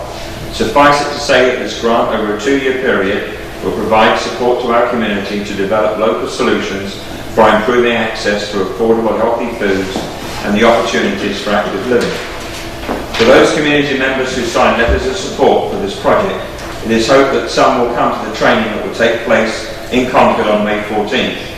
There is a second telephone interview to be held in the town office tomorrow morning at 9:30 a.m. to introduce our Ashland Hill team to more representatives of the Foundation for Healthy Communities. A press release will appear on Thursday in the Record Enterprise, which will give the public more insight to this project. On May the 3rd, the Operation Seek Shelter planning team, of which the town administrator is a member, held its last meeting before the shelter exercise next month. While not able to inform the public of what type of event will take place, it can be announced that the drill will be on Saturday, June 16th, and involve the deployment of volunteers and resources. The last meeting for those participating in the exercise will be on May 18th at the firehouse at 5 p.m. This includes our Emergency Management Director, the Police Department, the Fire Department, CERT and MRC volunteers, the school representative and other community members. There will be a code red notification the morning of June 16th to all residents who are signed up to receive emergency calls from the Grafton County Sheriff's Office. Please visit the website at www.graftoncountysheriff.net. We are seeking permission to put a code red icon on our town website to facilitate this contact. On May the 1st, the Ashland Revitalisation Alliance held its second regular meeting at the firehouse. While not recognised as a town committee by the local officials, this soon-to-be non-profit is working on a number of projects that will eventually lead to the beautification of Ashland. These range from gateway signage, banners and wreaths to real estate development. The ARA is responsible for bringing the charrette findings to the public forum. As soon as a mutually convenient date for the folks from Plan New Hampshire and the ARA can be agreed upon, notification will be sent out to businesses and residents. On May the 2nd, a representative from the New Hampshire DOT came to visit with ARA subcommittee members who are working on gateway signage for Ashland. The current welcome sign, which is in fact on cemetery property, is barely visible when entering town. Hopefully we shall obtain state approval to have a sign located where it is easily identifiable. The initiative put together by Paddy Hines, called Got Lunch, kicks off on Wednesday at 12 noon at the Common Man restaurant. As Patty Hines will need a head count, please contact her at 968-1073. This project has a direct positive effect on the Hill project that we are undertaking in town. Although the town office has not received official notification, it appears the elementary school board are not in favour of hosting the after-school program at the school on Mondays, Wednesdays, Thursdays and Fridays. The town office is extremely concerned about the liability of having the students walk from the school to the Booster Club. The town administrator is going to ask the Park and Rec Director to look into having the school bus drop these students off while participating in the after-school program at the Booster Club when school finishes. A sample 3-season banner displaying the covered bridge and the state flower will be placed on a pole on Main Street, hopefully by the end of this week, to give the public a chance to see how they will look. Funding for the banners has come from a variety of businesses and the 2 local institutions in town. As far as the website photo contest goes, we have selected the winner. And there were 4 categories: spring, summer, fall and winter. Each were contributed, and the winner is Kathy Langrock of 21 Summer Street. She has been notified that she's the winner of the website contest, and tomorrow morning they will appear on the carousel on the website. Thank you. Thanks, Paul. Okay, department head reports. Chief Randall?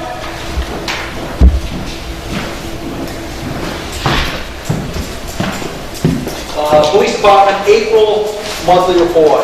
The month of April has been extremely busier than last month as far as new cases for the police department. I should have shot my mouth off last month because I said how quiet it was. Well, wait to hear these numbers. Total number of incidents, arrests, warrants, and traffic citations and warnings for April was 161, which are 42 more than March. The department continues to follow up with ongoing investigations and cases. This past month has been a busy one as far as training goes. Lieutenant Marin attended a 3-day training for crisis negotiation. Sergeant Hamilton has finished his final 2 weeks of training for accident reconstruction. The course was carried out over a 3-year period, which consisted of a total of 6 weeks of training.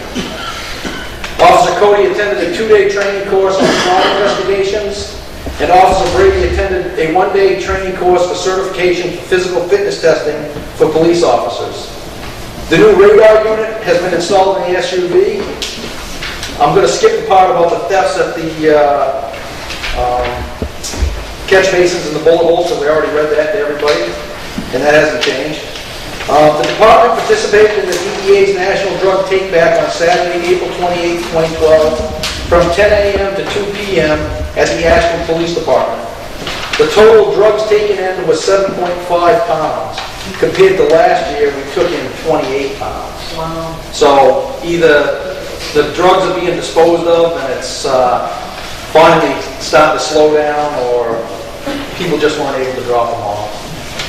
As always, I remind people to lock their vehicles in order to limit thefts, as most car break-ins are crimes of opportunity, and I encourage the public to notify the police department of any suspicious activity as soon as you see it. I would also like to make comment about the Greenland incident. The police department attended the funeral. It was a sad day in law enforcement.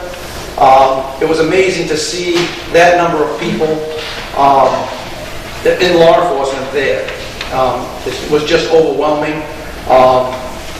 It keeps a reminder that it is a dangerous job, regardless of how quiet and quaint you think your little community might be. I would like to thank all the officers at the Ashland Police Department for everything that they do to keep the public safe, and all the officers in the state. Tony, I want to thank you for going for that, representing the town of Ashland. I think it was great that you went. Well, 4 of us officers went, I think that's great. and it's necessary. It's something you do, and it was a tragedy.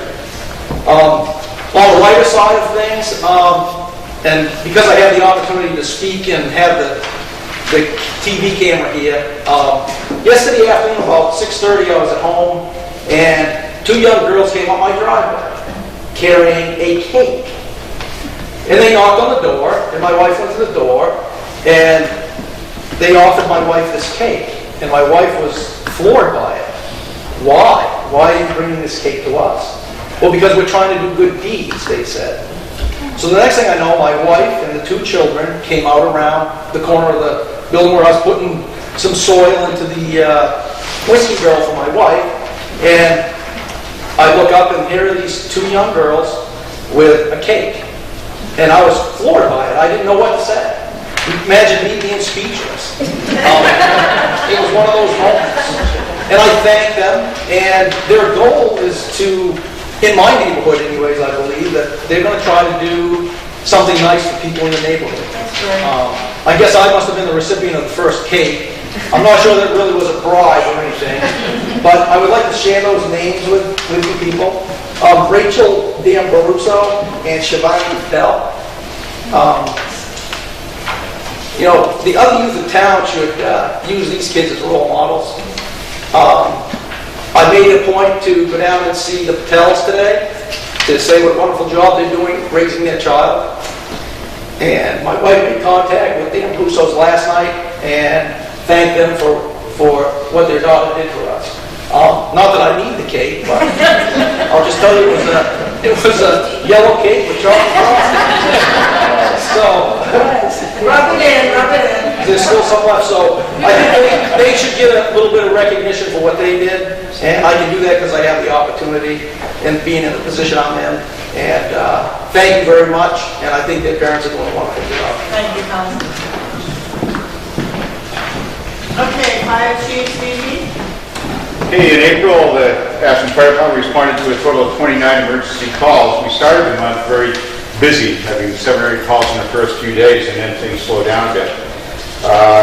In all that activity, there were 11 medical emergencies, and of the fire activity, we had a lot of reported outside fires in town. As you recall, early April was pretty dry, had several red flag days, high wind, low humidity, and people were nervous. They saw a lot of reports on the news, so we're getting a lot of calls with any smoke sightings at all. So we're pretty busy because of that. Fortunately, none of the outside fire activity actually was in Ashland. Those were all good intent calls. We did go to a second alarm brush fire in Warren, and we had a structure fire also where we went mutual aid to Warren on that as well. We had 3 cover truck assignments, one significant one in Laconia. On one evening, they had 2 third alarm fires come in within 5 to 10 minutes of each other, which stacks the system pretty heavily down there. So we responded and covered the Laconia Central Station. The regular department training from April was well attended. It included training on engine and ladder company operations. We also toured the new Ashland lumber facility on West Street, familiarizing ourselves with the suppression and alarm systems of that building.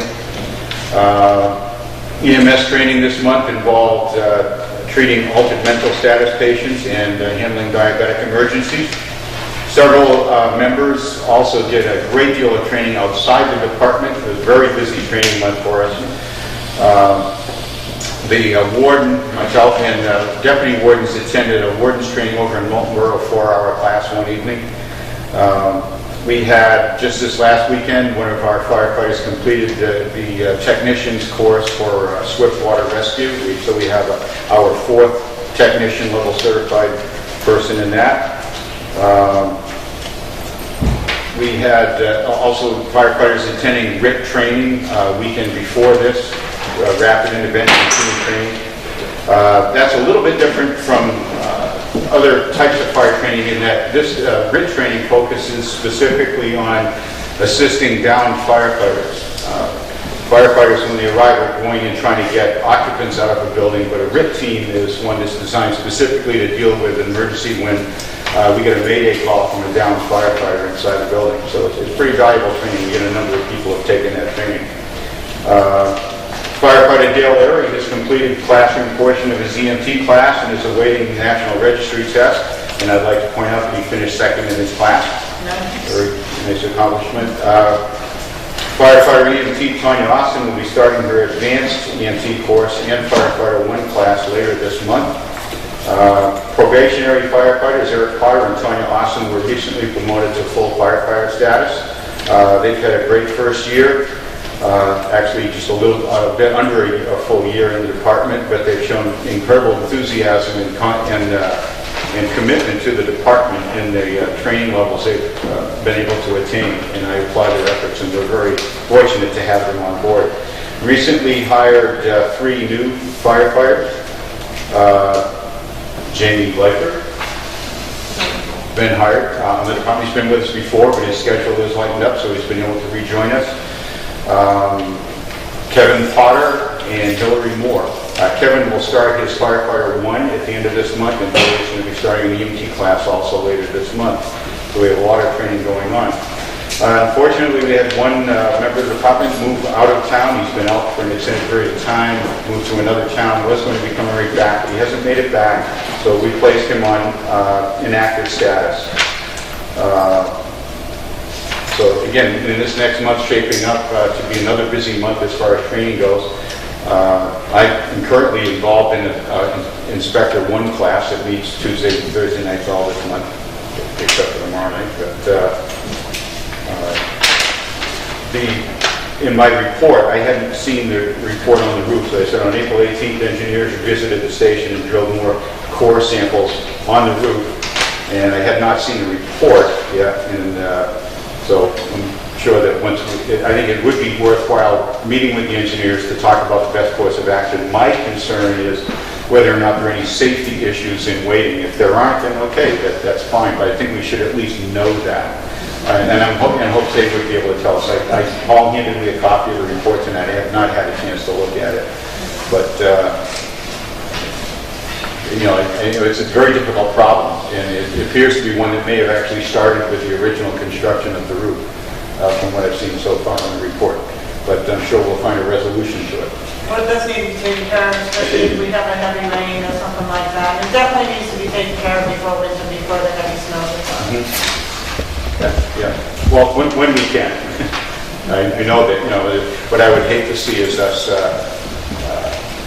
I guess, I don't mean to misspeak, but I would hate to see us, in trying to fix this, taking money from other areas, other departments, and even within my own department to divert funds toward this. And I think, too, that maybe we could ask the engineers to point out what we may be able to do with the funds that we have encumbered for this year. I think that's what we're trying to, that's and what get as far as we Paul's trying can. to get us to do. Do what we can and then plan to do the rest. Okay.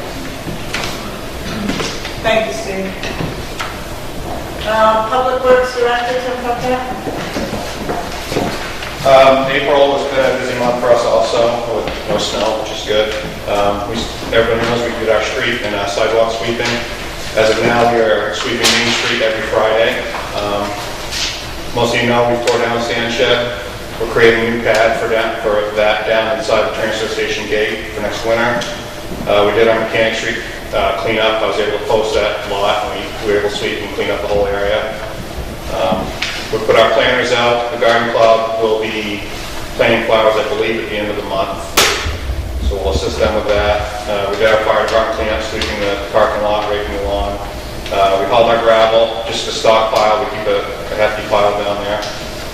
We did the annual beach and campground cleanup. The prisoners came in for 3 days.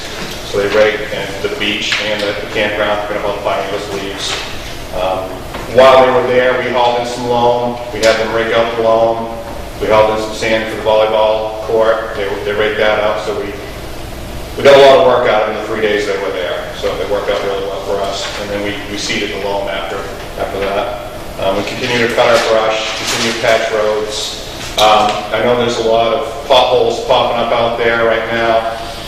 I asked for your patience. I recently found out that the New Hampton pipe plant will not be opening this year, which really hurts us because hot top is cheaper than coal patch. And we were able to run just right down the road and get, a couple ton at a time to fill in potholes, and it lasts a lot longer. Now we have to run a tilt to get our hot top. So we're going to coal patch the holes, but it's a lot more expensive. But we do know we have some big ones out there we need to fix around manholes, whatever else, but we'll be doing that as soon as the weather gets a little better too. No rain. We fertilized and aerated the ball field. We mowed that for the first time today, so we're going to start our weekly mowing of that. We assisted the electric department with a tree at the campground on Hicks Hill. We did haul some stone dust from the softball diamond down the ball field. Captain Jacob gave me a call. Wanted to know, save them a little bit of money if we could haul the stone dust for them, so we did for the Ashland Area Recreation Association. Sent 2 guys to a chainsaw class recently. They both passed that. It was a 8-3 class. CPR training for my department tomorrow, along with the police department. So I'm trying to, get the guys trained on more things. Transfer station, we hauled out 500 pounds of scrap aluminum last month. It was brought in $250. We shipped out a load of glass, a load of 6 tons, saved the town $450 because it didn't go in the crash. Steel cans just under an 8 ton. I don't have a price on that yet. We do a spring cleanup down there. It's an ongoing thing with construction debris and everything else getting spread out all over the place. Haul our brush and our compost. We do the mowing. Like I said, we've done the fire station, ball field, Memorial Park. We also do the grass area next to the insurance center. Last year, we had to post that with pick up after your dog signs. It wasn't too bad last year.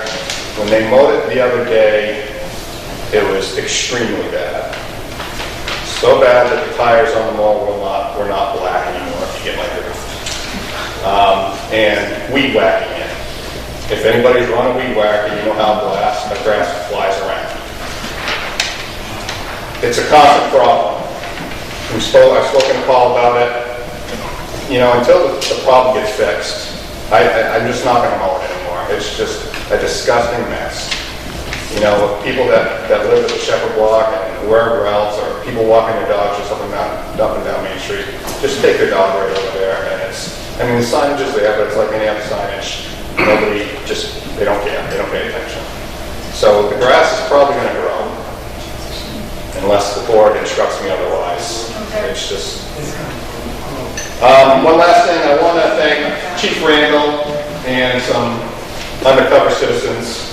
We had some vandalism down at the transfer station last month with chiefs out and some other people. We were able to catch the juveniles. Tony and I are working together to figure out some sort of punishment, what we can do with them. So I'd just like to thank Tony for his help with that. To my question to ask you, because you were talking about the beach, how is it working out with waste management? Are they emptying that on a regular basis, or is that filled up? I think that probably starts this week. Is it full again? I haven't checked it. Campground was open, campground opened last week. So they have a full weekend in there. And I believe they're on a schedule to start emptying that whenever it's... How could you check into that with waste management, see when they're coming up again, please? We had the problem before, and I don't want it to happen again. Why don't you have your two culprits mow that section of the lawn? That's a very good idea. Because they're juveniles, they can't run power equipment, so we might have to get them. How about some grass? Well, we can do that too. Could you put Mark Walsh down on that? Okay, the electric department superintendent, Lena Hicks.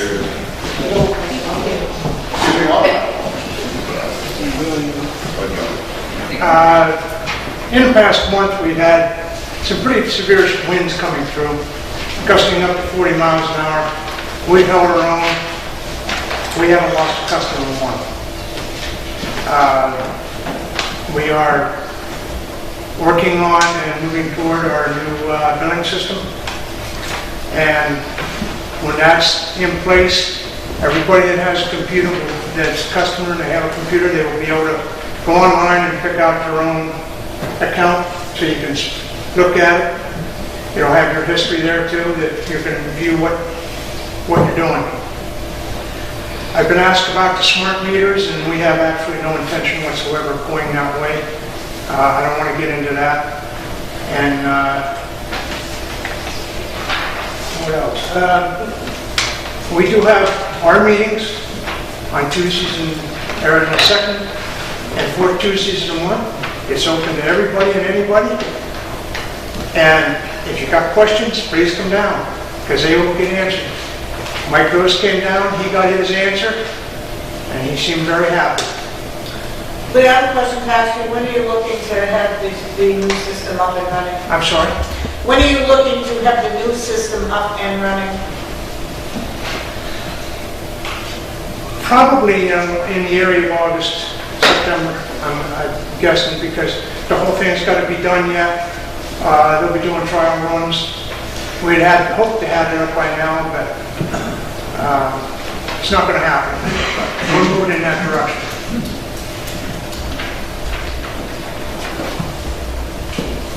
Thank you, Lynn. Water and sewer, I think Rusty gave you a report. He did. Rusty is in the Philippines at the moment, but he gave me, I don't know whether Commissioner Boyle wants to read it out, Madam Chairman, or not. Or... Do you want to read it, Bob? Rusty's report? I have a little something we can have.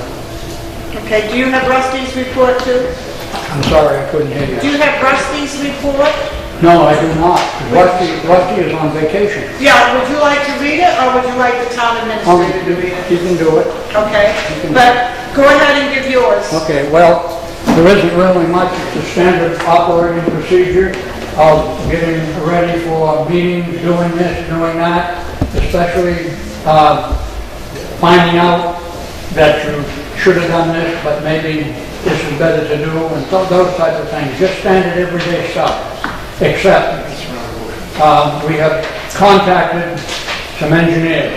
We are going to hopefully get the research station, septic receiving station on board. And we will go next week, we will meet with them, and we will move right on to do what we can to get it going. And up until that time, we're just moving around to do what we need to do to keep it going. So that's basically all I have. Bob, I have a question to ask you. I know it's going to cost quite a bit of money to do that.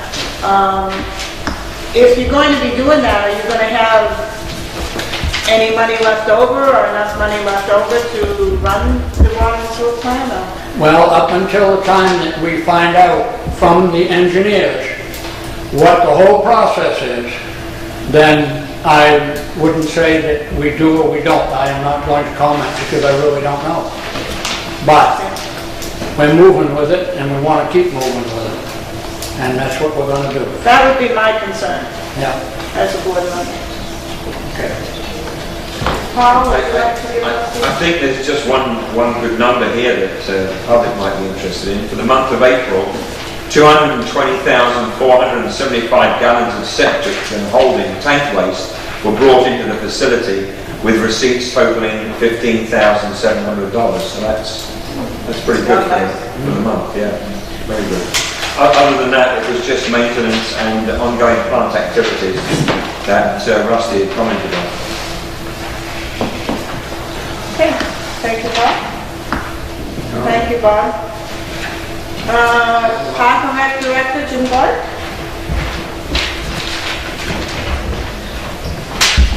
The month of April started to pick up with a lot of activity through Park and Rec and also at the ball field. Started out the after-school program, has been running very smoothly over the past month. We've been averaging about 10 children each day, with our highest number reaching 14. Activities both inside and out help the children release some of the energy that they have at the end of the day. We still focus on giving them the opportunity to get their homework done and get things planned out for them for the rest of the day. And just as a reminder, the students are walked down on the sidewalks every day. Myself and or my program assistant, we've gone through crossing guard training, so we only use the crosswalks to make sure that the kids do make it from the school and ooh, it wasn't me this time. Down to the Booster Club safely. To continue, the LW Packer ball field has received a little bit of a facelift. The Ashland Elementary School has donated the time and materials for the upkeep and redesign of the baseball field. Donald Tulip was the contractor who did the work, and the baseball field was originally set up to house high school athletics.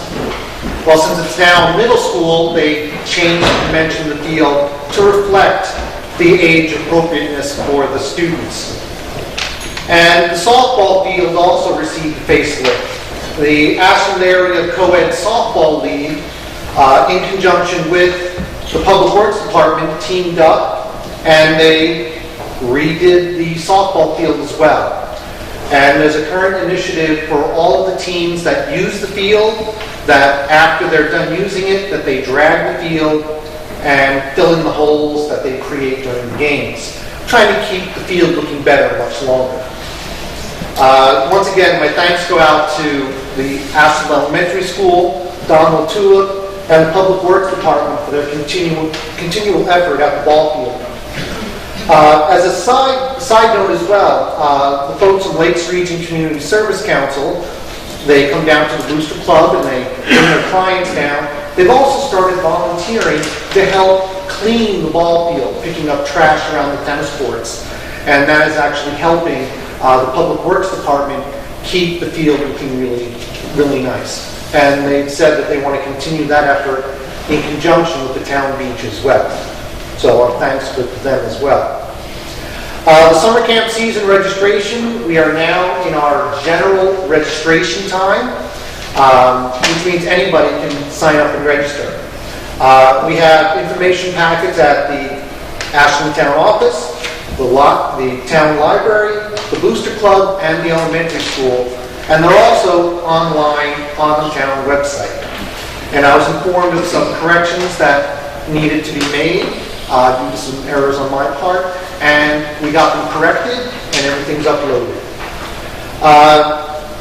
We also have a setting on the town website for electronic pre-registration, and that is actually, we've had a few people register that way. We have a similar information there for Booster Club rentals. People will fill out the form on the website, and it comes directly to me, and they ask about what dates are available. We've had about 3 or 4 people use this system, and it's been working out really well. The Edward N. Doggett Campground opened its season Tuesday of last week. We are at full capacity, and during the month of April, the Grafton County Correctional Facility, the prisoners came out, and under the supervision of the Public Works Department, they cleaned up the campground, took care of debris, and they've got the place looking really nice. Jennifer Lightford has returned as our campground staff member, keeping the bathhouse in great shape. And the Ashland Electric Department assisted with removal of some tree debris and a tree that was in a precarious situation over a trailer. So that combined effort really helped save the town money and also helped keep the place looking really nice. The Booster Club. During the month of May, the Booster Club is slated for the start of its winterization facade. This should help drastically reduce heating bills for the next winter.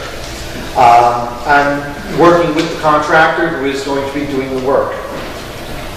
The Ashland Town Beach, as you heard from the Public Works Director, they did a lot of work over there. It's been wonderful to see the collaboration within the departments. But for beach specific, I attended an LGC online webinar for Beach and Waterfront Documentation 101. That'll help refresh and get our paperwork and procedures for the lifeguards up to grade. And that concludes my report. You were talking about the Lakes Region Community... Lakes Region Community Service Council. I know in the years past that they have had some of their people plant plants in the buckets out in front of the Booster Club and also do the window boxes. Are they going to be doing that again this year? As far as I know, yes, they are. Okay. Good. Thank you. Thank you, Jim. Health and Welfare Director buckets.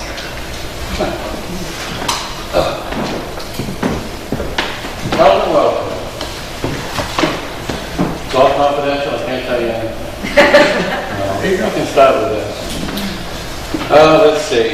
I made a chart. Did you pass that up, Paul? I did. Oh, you did? Okay. It's about a 30-year chart on there.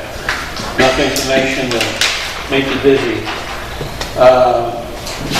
And you can pretty well see that the emergency town health goes pretty well with the way that the country goes with the economy. Right now we're on an upward swing, although pleased to report that so far this year we're down 50% compared to last year. So hopefully the budget will be the expenditures will be less than the budget. Health officer had several calls. The most serious one was oil spill, oil tank tipped over due to the result of frost heaves going out, and it was just setting on some blocks. And it was there for years, but it happened to tip over. I called the EPA, they came down, and it was a pretty big project that they took them about 2 weeks, but we finally got every bit of it. And then there was another report about a month ago of a person in a rented apartment. The heat was out, couldn't get a hold of the landlord. So I was able to get a hold of the landlord and he took care of it right away. Another one was for trash buildup. I went out and indeed it was garbage, and called the owner and he took care of that. And that's it. Okay, thank you, Rob.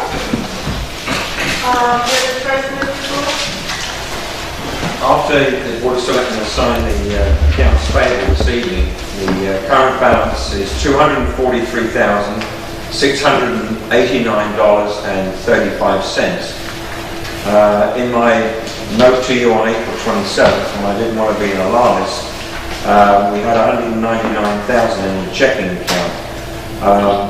But looking at the cash flow analysis 12 months ago, May is not a good month, historically not a good month for the town of Ashland. So the department head meeting on Friday, we decided not to put a freeze on, but certainly the department heads know that it's just what they need and not what they want. And with the discussion that we've had this evening, there are obviously a lot of other items that are coming to the forefront now. So we have to be very careful with our spending.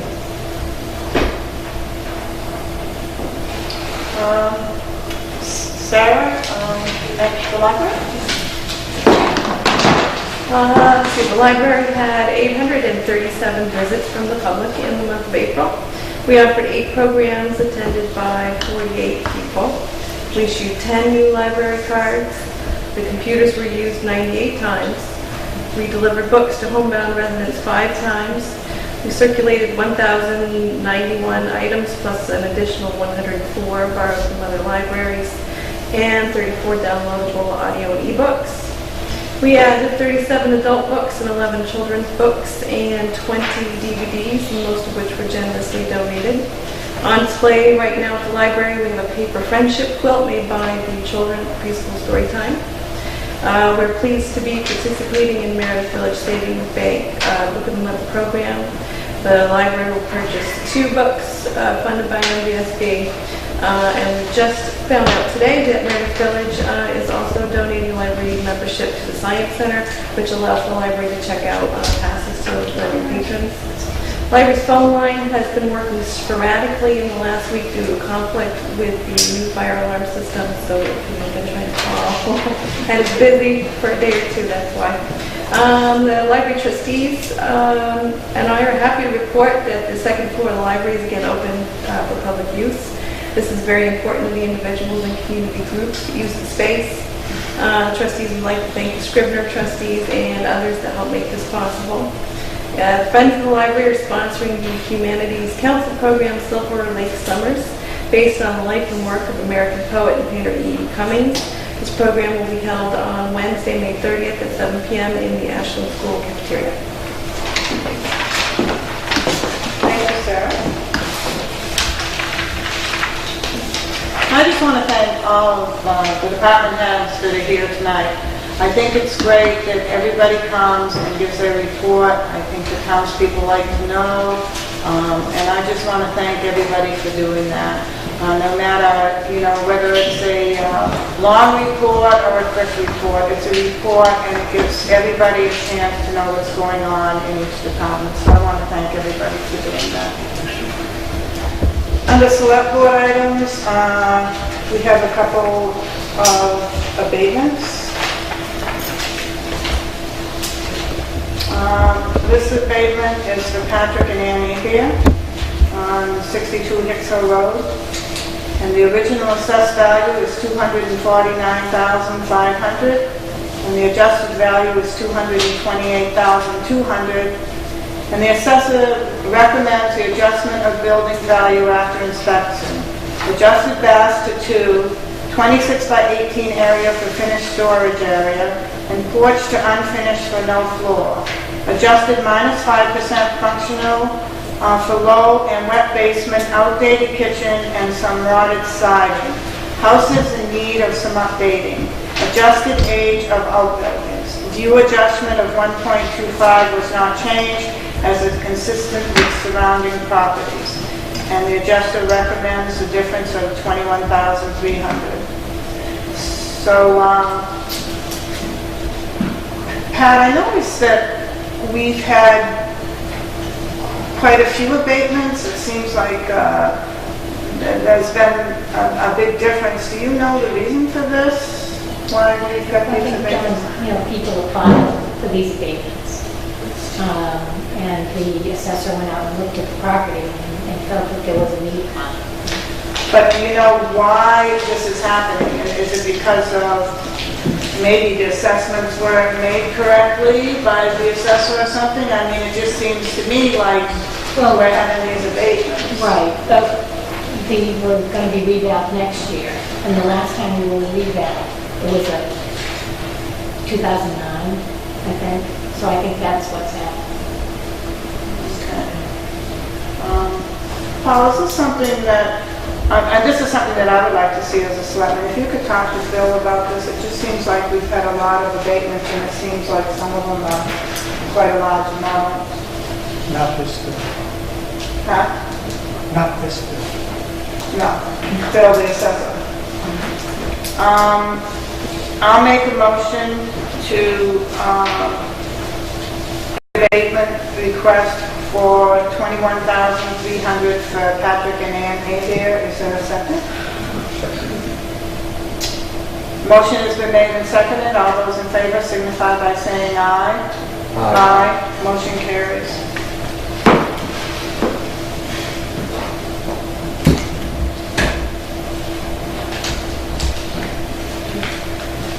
Today's day 8. 7.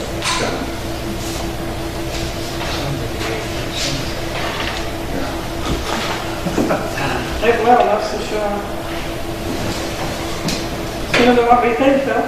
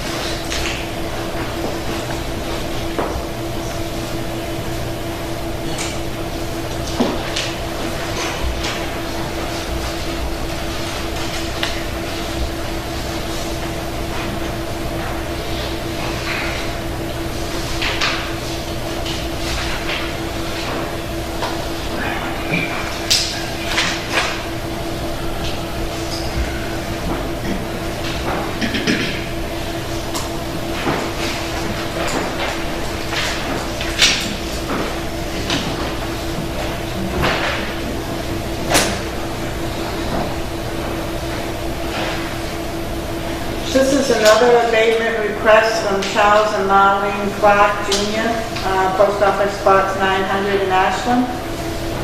The original assessed value was $255,100. The adjusted is $203,900. The assessor recommends an adjustment of land and building value after inspection. Adjusted condition to fair for deferred maintenance. Adjusted minus 10%, functional obsolescence for roof problems, leaks, rot, and rust, and poor heating system. Land condition adjustment of .90 was changed as lot is steep and rear half and not usable. So there's a difference of $51,200.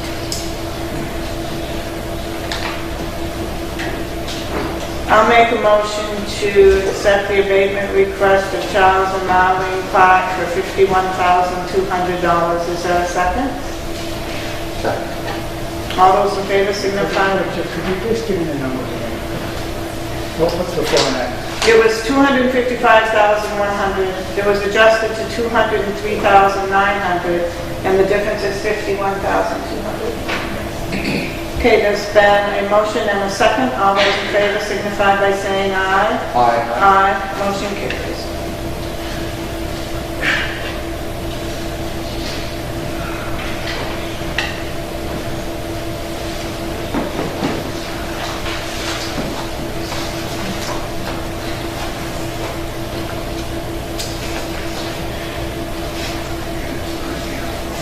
I'm sorry.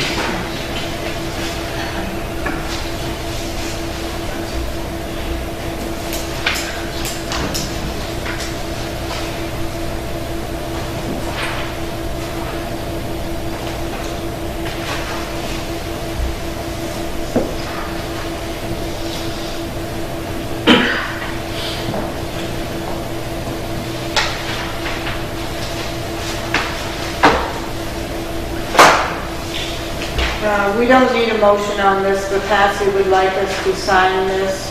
It's a warrant to collect $150 for a land use change tax. And the land use change tax owner is Shelley Randall.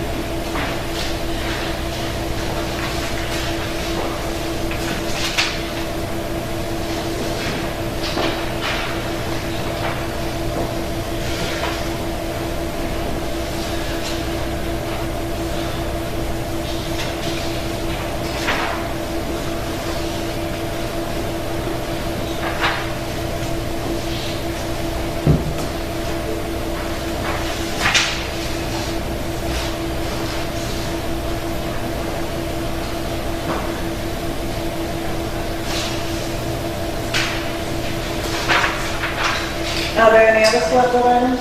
Yes. Phil? When I was at Selectman School last week, one of the things that they recommended that we have, a policy, which Patsy said we do not have, although we have the procedure in place and it's well oiled. Timothy's here will likely confirm that. But we don't have a written snow and ice policy, so I'm told, approved by the Board of Selectmen. For what? For the Bond Road. And they said, and the LGC said that's something we should have, and it's probably already part of the procedure of the department. And so it's just a question of putting that in the form of policy and having it. Now, what kind of a policy for plowing the roads? Just who goes first, who goes last, the criteria for when they go out, when they decide to plow. It's in here, it's all. No, it's Is Kinley? Yeah, he left. Oh. But that was something that apparently every town should have, even though we I'm sure we've got a procedure and or manual, or whatever you want to call it, that the roads are plowed in a certain order and under certain conditions when something happens. And it just ought to be approved, that's all. I think we should check to see what we have. Each equipment operator has his own route and starts in the morning, so that's all we have as far as... But that could be very easily... Yeah, oh sure. This is how we do it. Yeah. Just so we can have it. And We can check to see if there's anything in writing down at the Public Works Department. I'm sure there's a lot. And then we can go from I there. suspect there's a lot in writing. Yeah, then we can go from there. I've noticed that some business mail has been going to the personal post office boxes of the Board of Selectmen, and I'd like to write the change. This one, Madam Chairman, went to your box, I believe it's 485, the personal box. And it should have come to PO Box 517. Paul, what is on the town bulletin? Is there an address on there? Not for the Selectmen, either. I don't know how they would have done. We've updated our... Yeah, it should go to the town office with my Okay, so name. this is Oh, from yeah, definitely. Max Stamp. All mail should go to the town office. One other thing on the select board items, which I'm going to bring to the attention of the work session, is the auditor noticed that we do not have a fraud policy or a fund balance policy. We do have a debit card policy because the only person that has a debit card is Director Blight, and that's easily put out in writing. But we need to have those three, so I'm going to draft up something. I've got copies from other towns, and I'll have if you'd like to look at them at the work session. Rather than look at them at the work session, can you put a copy in a folder so then when we have the work session, we'll look at it? Anything else, Danny? Do you have anything for select board items? Just one thing. Yeah. On the benefits. Is there any reason that and it's open to the public, is there any reason why we can't start that at 6:30 and then go on with the selectmen's meeting and so on and so forth at 7? I just thought we could just do it right when we do the minutes. I don't know why we have to start it at 6:30. It doesn't really take that long. Well, Yes, I do.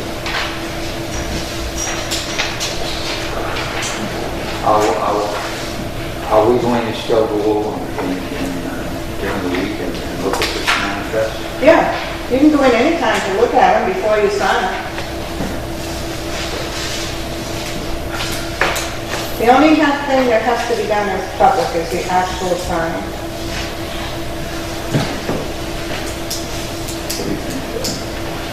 So I don't see any reason why we have to start the meeting a half hour early. I don't really care. I do think that we should not have the work session on Monday morning. Because it isn't time to prepare the... No, I think what we'll do is change, if it's okay with the three of you, if we change it to Wednesdays. Yeah, that would make a lot more sense. Let's go back to my issue first. We want to leave it at 7 o'clock, 6:30. Excuse me. Yeah, that's, I agree. I don't frankly care. Give me a reason and maybe I'll agree. Well, I just thought that in courtesy of the public, even though it's in public, it's open to the public, rather than sit there and watch us sign manifests. The only thing I would say is that if you all allocate half an hour for that, for a job that takes, if we go over it, even if we go carefully over it, what is it going to take, 15 minutes? So what do we do? So what do we sit here and chew the fat for 15 minutes and then, I'm not sure we say that much, to be honest with you. I just wanted to bring it up. Yeah. So the consensus of the board is, I suspect that it's going to be the review.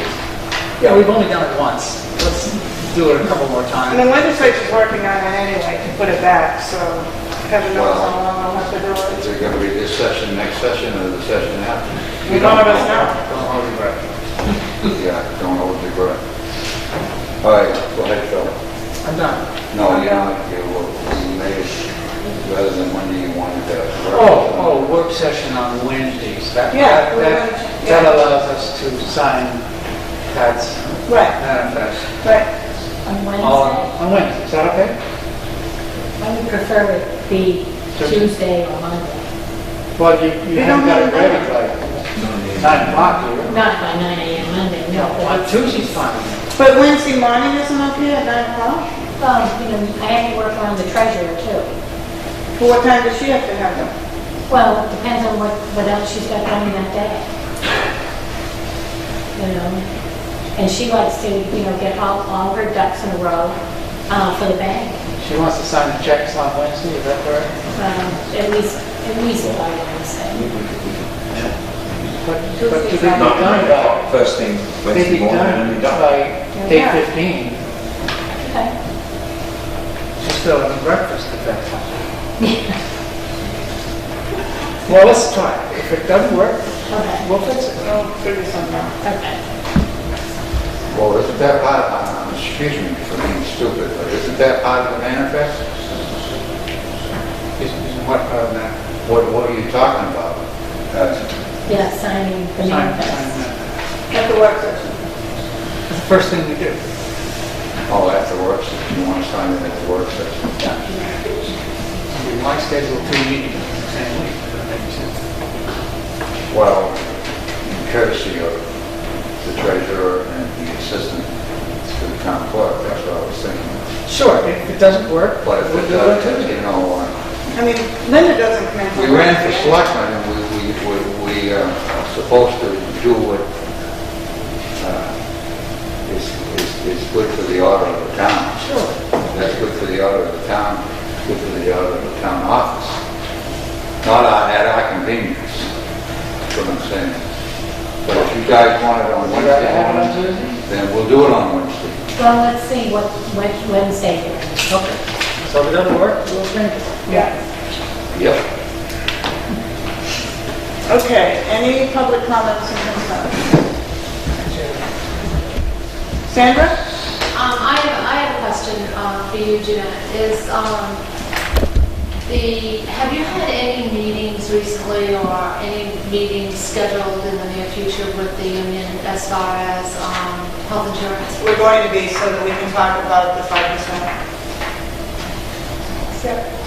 In fact, I'd like to hear back from anybody. Tom? Is it Tom? What is your name? Greg. Greg. Sorry. Is it my understanding when Tim Parkett read his town report that they're going to be putting the town sand inside the transfer station gate?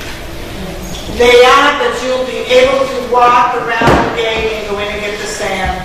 The reason that we did that, we had people from Ashland taking pickup loads of sand and sanding people's driveways. But it wasn't only just Ashland people, it was people from other towns. And they would fill their trucks up. And then they'd go and park and sand people's driveways.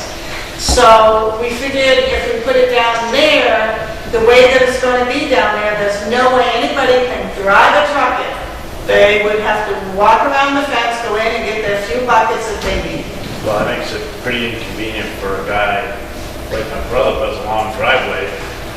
This past winter, he needed a lot of sand, and he really doesn't want to be looking at it by a 5-gallon bucket. Well, the reason we had to do it, there again, Right. certain people that know it. What's the cubic yards of sand that'll be stolen? I know that's a broad question, Well, but it was expensive sand, and regular sand isn't that expensive. I think it's 7 cents a ton, something like that. It's real cheap. correct. But that was sand with salt in it. And the salt is really expensive. So that was the reason. If you check. My question is, how much sand did we give away this year That's not what versus Tim said. 5 years ago? Is the amount of sand getting greater and greater and greater by the year? Yes. Tom, Significantly remember greater. Tim saying it was expensive because of the salt? That there was a lot. It's $4 a ton. Yeah. It's $4 a ton? Wow, that's. No, not the salt. Sand. Right, because the salt was really expensive. And that's what was costing us a lot of money. Ray, did that answer your question?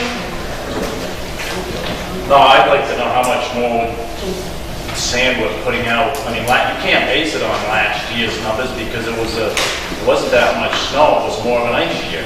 You're gonna use a lot more sand. Well, that's the thing, and so we're gonna be paying a lot more because they're gonna be taking a lot more if there's there's the year that's already back. And if it costs us a lot of money If someone's down this there year. filling up a pickup truck with sand that lives in another town, Yeah. someone could make obviously you guys, someone knows about it, why can't a phone call be made and arrest be made? Because you have to catch them. Well, obviously you guys, someone knows it. Right, but they don't say anything. They don't say. We know it when it's gone. They don't turn them in. Well, if you know it when it's gone, how you know who took it? We don't. Exactly. They don't turn them in. Well, what if it was a town resident that's paying taxes and needs it for their driveway? It was costing us a lot of money, so that was the reason that we did it. How much? What's the number? Probably around. I wish Tim was here, because Tim knows the figures. We should be here. It was in the hundreds of dollars, I don't know. We had a resident from New Hampton that backed his vehicle right into as far as he could, loaded it up, and then somebody from the Public Works Department followed him down, but didn't take the plate number and went over the line and then he disappeared. So we didn't follow him. Any other public comments and concerns? Lee? Yeah, I just want to clarify one thing first. We have adopted the APA, American Public Power Association First Aid, and that because it's so much more in depth than what the towns that they put together. And I think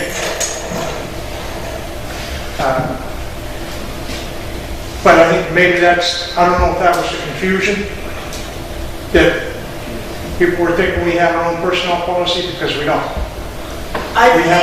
We have adopted the APA policy, which has been mentioned in the town's policy as far as the first aids. I think the confusion was the 15 minutes. The 15 minutes, the documentation that I gave the town manager, or town administrator, I'm sorry, it all referred to going back during 03. So that's why about a 15-minute report time. That's why we need a personnel policy committee to have a meeting and to see what we need to change or need to correct in the personnel policy. I got one other thing too, about the phone system.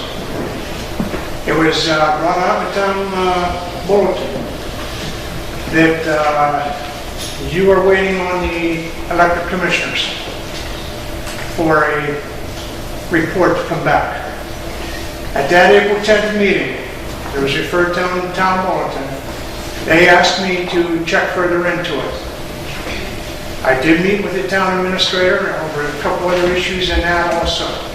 And I asked at that time, is it the phones, they want to know if it's the phones, if it's all of them, or if it's just the long distance, or things like that. Well, they wanted to know what all it covered. And I heard at that time that he was going to write up another memo explaining it. I would ask now that somebody come down to our meeting tomorrow night and explain this system. I don't think we really have decided on any particular The telephone, if I may, the telephone system is on hold pending a reply to the Utility Commissioner's memo. My memo to the board dated May the 4th. We have not responded to the Utility Commissioner. And I again say, in our April 10th minutes that was referred to in that memo, the board asked me to check into it further, and I met with Paul.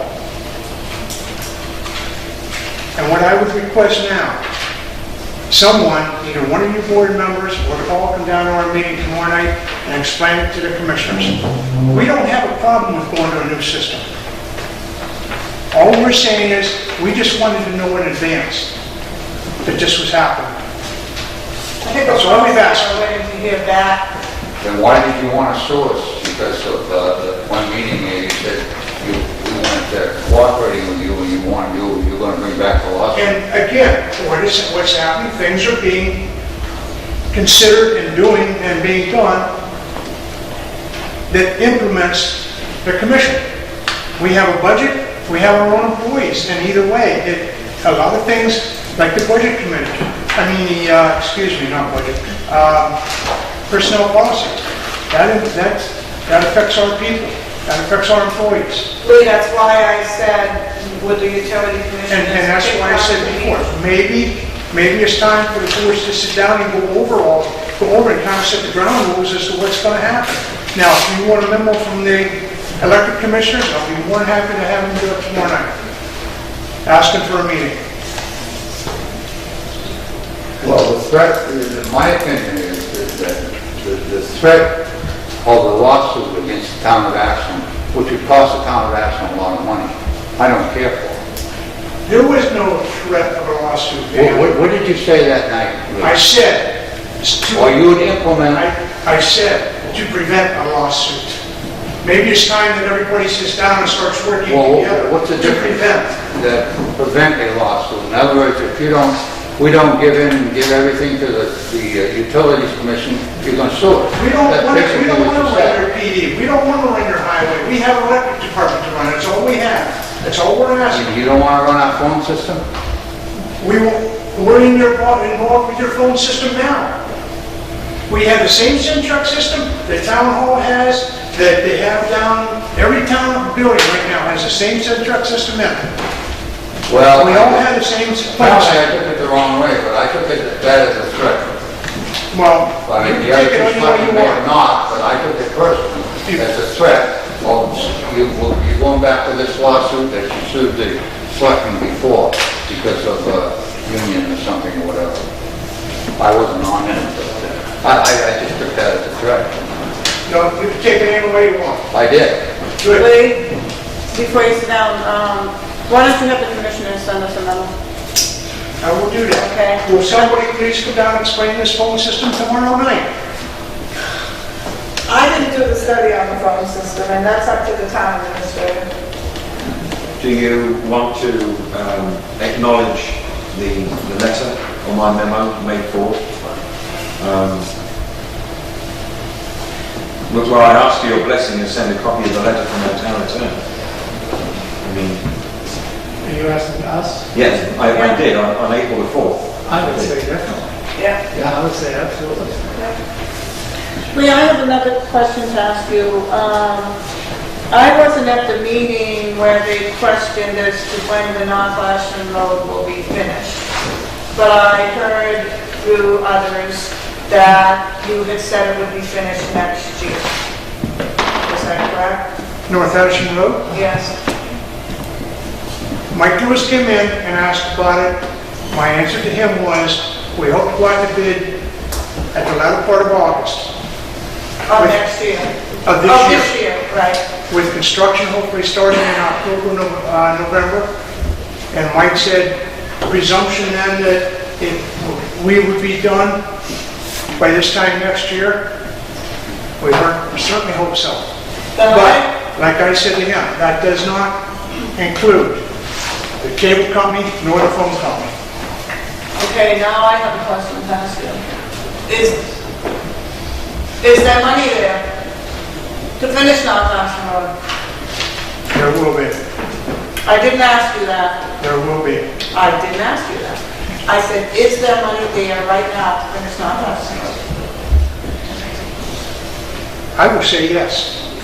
The reason I'm asking that, it was agreed upon when North Ashland Road was going to be done, that money would be there to finish that road. So that's why I'm asking, is it there now to finish the road? Not that it will be. Is it there now? My answer is yes. That's all I want to know. Thank you. Are there Any other, Bob Hicks. I think Bob Hicks had a question. Bob, did you? Bob, did you have a question? He said, let's go this way. Are there any other public comments or concerns?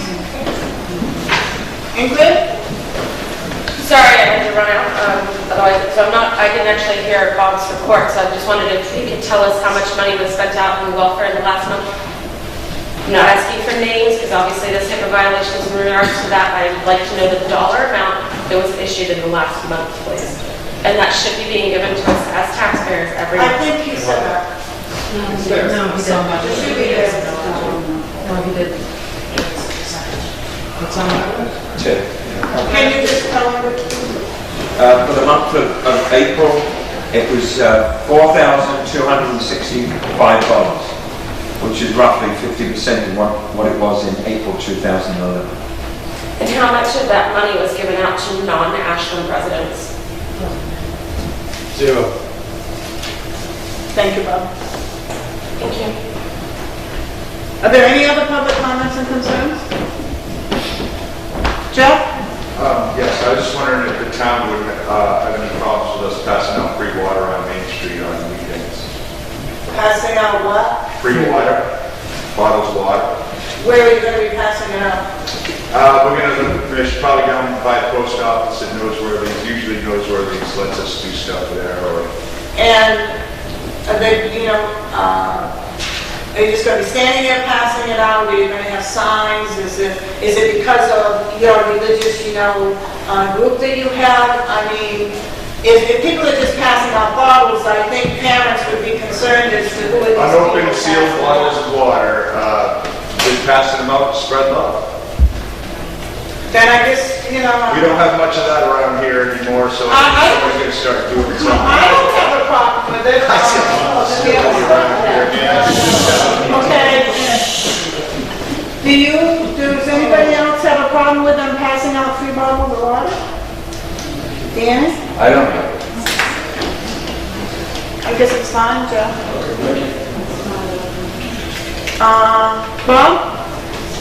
I just wanted to clarify something on the question of emergency help.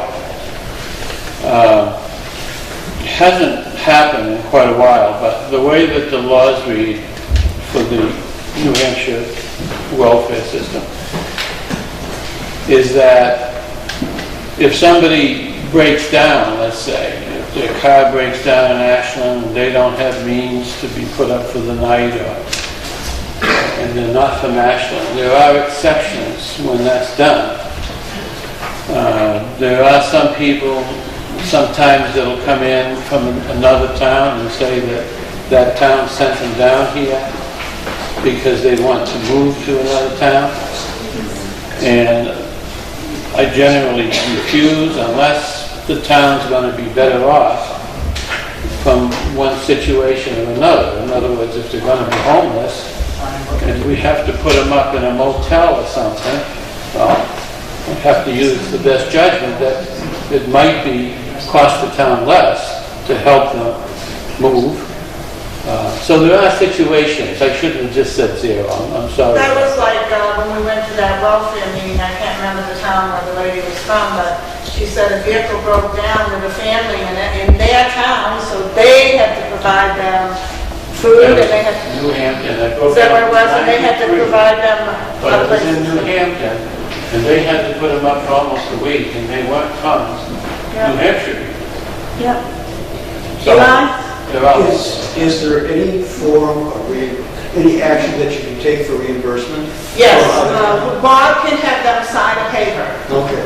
I always do. They always sign a paper. I always tell them, this is not like state welfare where you sign up every week. It's only for emergencies, for that point only.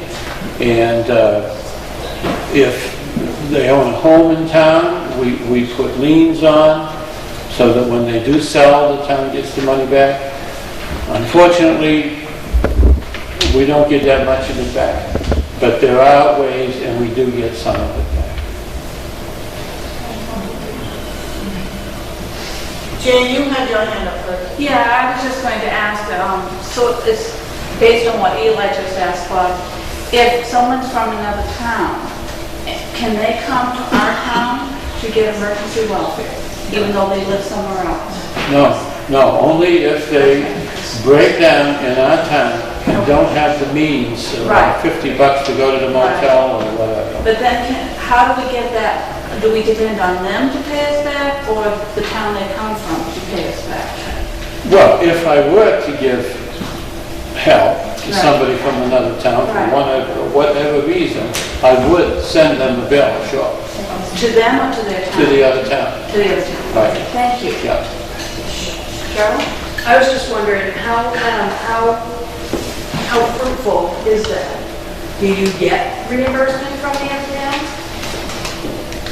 Well, we don't always ask. I mean, I've had a few requests, and then I have to look and see. Like sometimes somebody will say, well, we're helping somebody who is from Ashland. Well, I gotta find out when. I mean, maybe it was 10 years ago, you know? I mean, if they are living in Ashland and they end up in a shelter or something like that, then yes, we would help them. And vice versa with the other towns. But if they live in another town, they're obligated to go to that town. That town is obligated to help them. If they live in Ashland, Ashland is obligated if they meet the criteria that the selectmen lay down. In other words, I have to figure out what forms of income they have coming in. And only certain things are used to go against it, like rent, and even then it's only up to $700. And a lot of people pay $1,100, $1,200, $1,400 in mortgages or rents. So, but I'm allowed to use $700. There's guidelines for the food. So you have to figure these out when I'm doing the interview. I understand all of that, Bob, and I don't mean to be disrespectful. I guess I didn't get the answer. I couldn't figure out what the answer to my question was. This time I'll be very specific. Okay, so when a person from another town comes into our town, we send that person back to Keene in a taxi. Do we get reimbursed from Keene, from the town of Keene, for that taxi ride? Have we gotten reimbursed? I know what you're getting at. Have we attempted to get reimbursed? No. In this particular instance, which is not supposed to be publicly known because it's confidential. You know what? But in certain instances. It's a small town too. Okay, certain instances, if it's an emergency. And this particular one you're talking about was a very, very emergency. I mean, people would have got hurt. So, no, because it was our choice to do that, other than put them up at the confidential. I think Cheryl's question is, Bob, now are you going to follow through, and are you going to contact the city of Keene and see if they will pay us back? It was our choice to do that. That's not the answer. No, not under the circumstances which this took place in. You have your answer? Different circumstances, I would have. You had to be there. And my taxpaying money is paying for it. Thank you. Are there any other comments or concerns? If not, I make a motion to adjourn the meeting at 9:38 p.m. Is there a second? All those in favor signify by saying aye.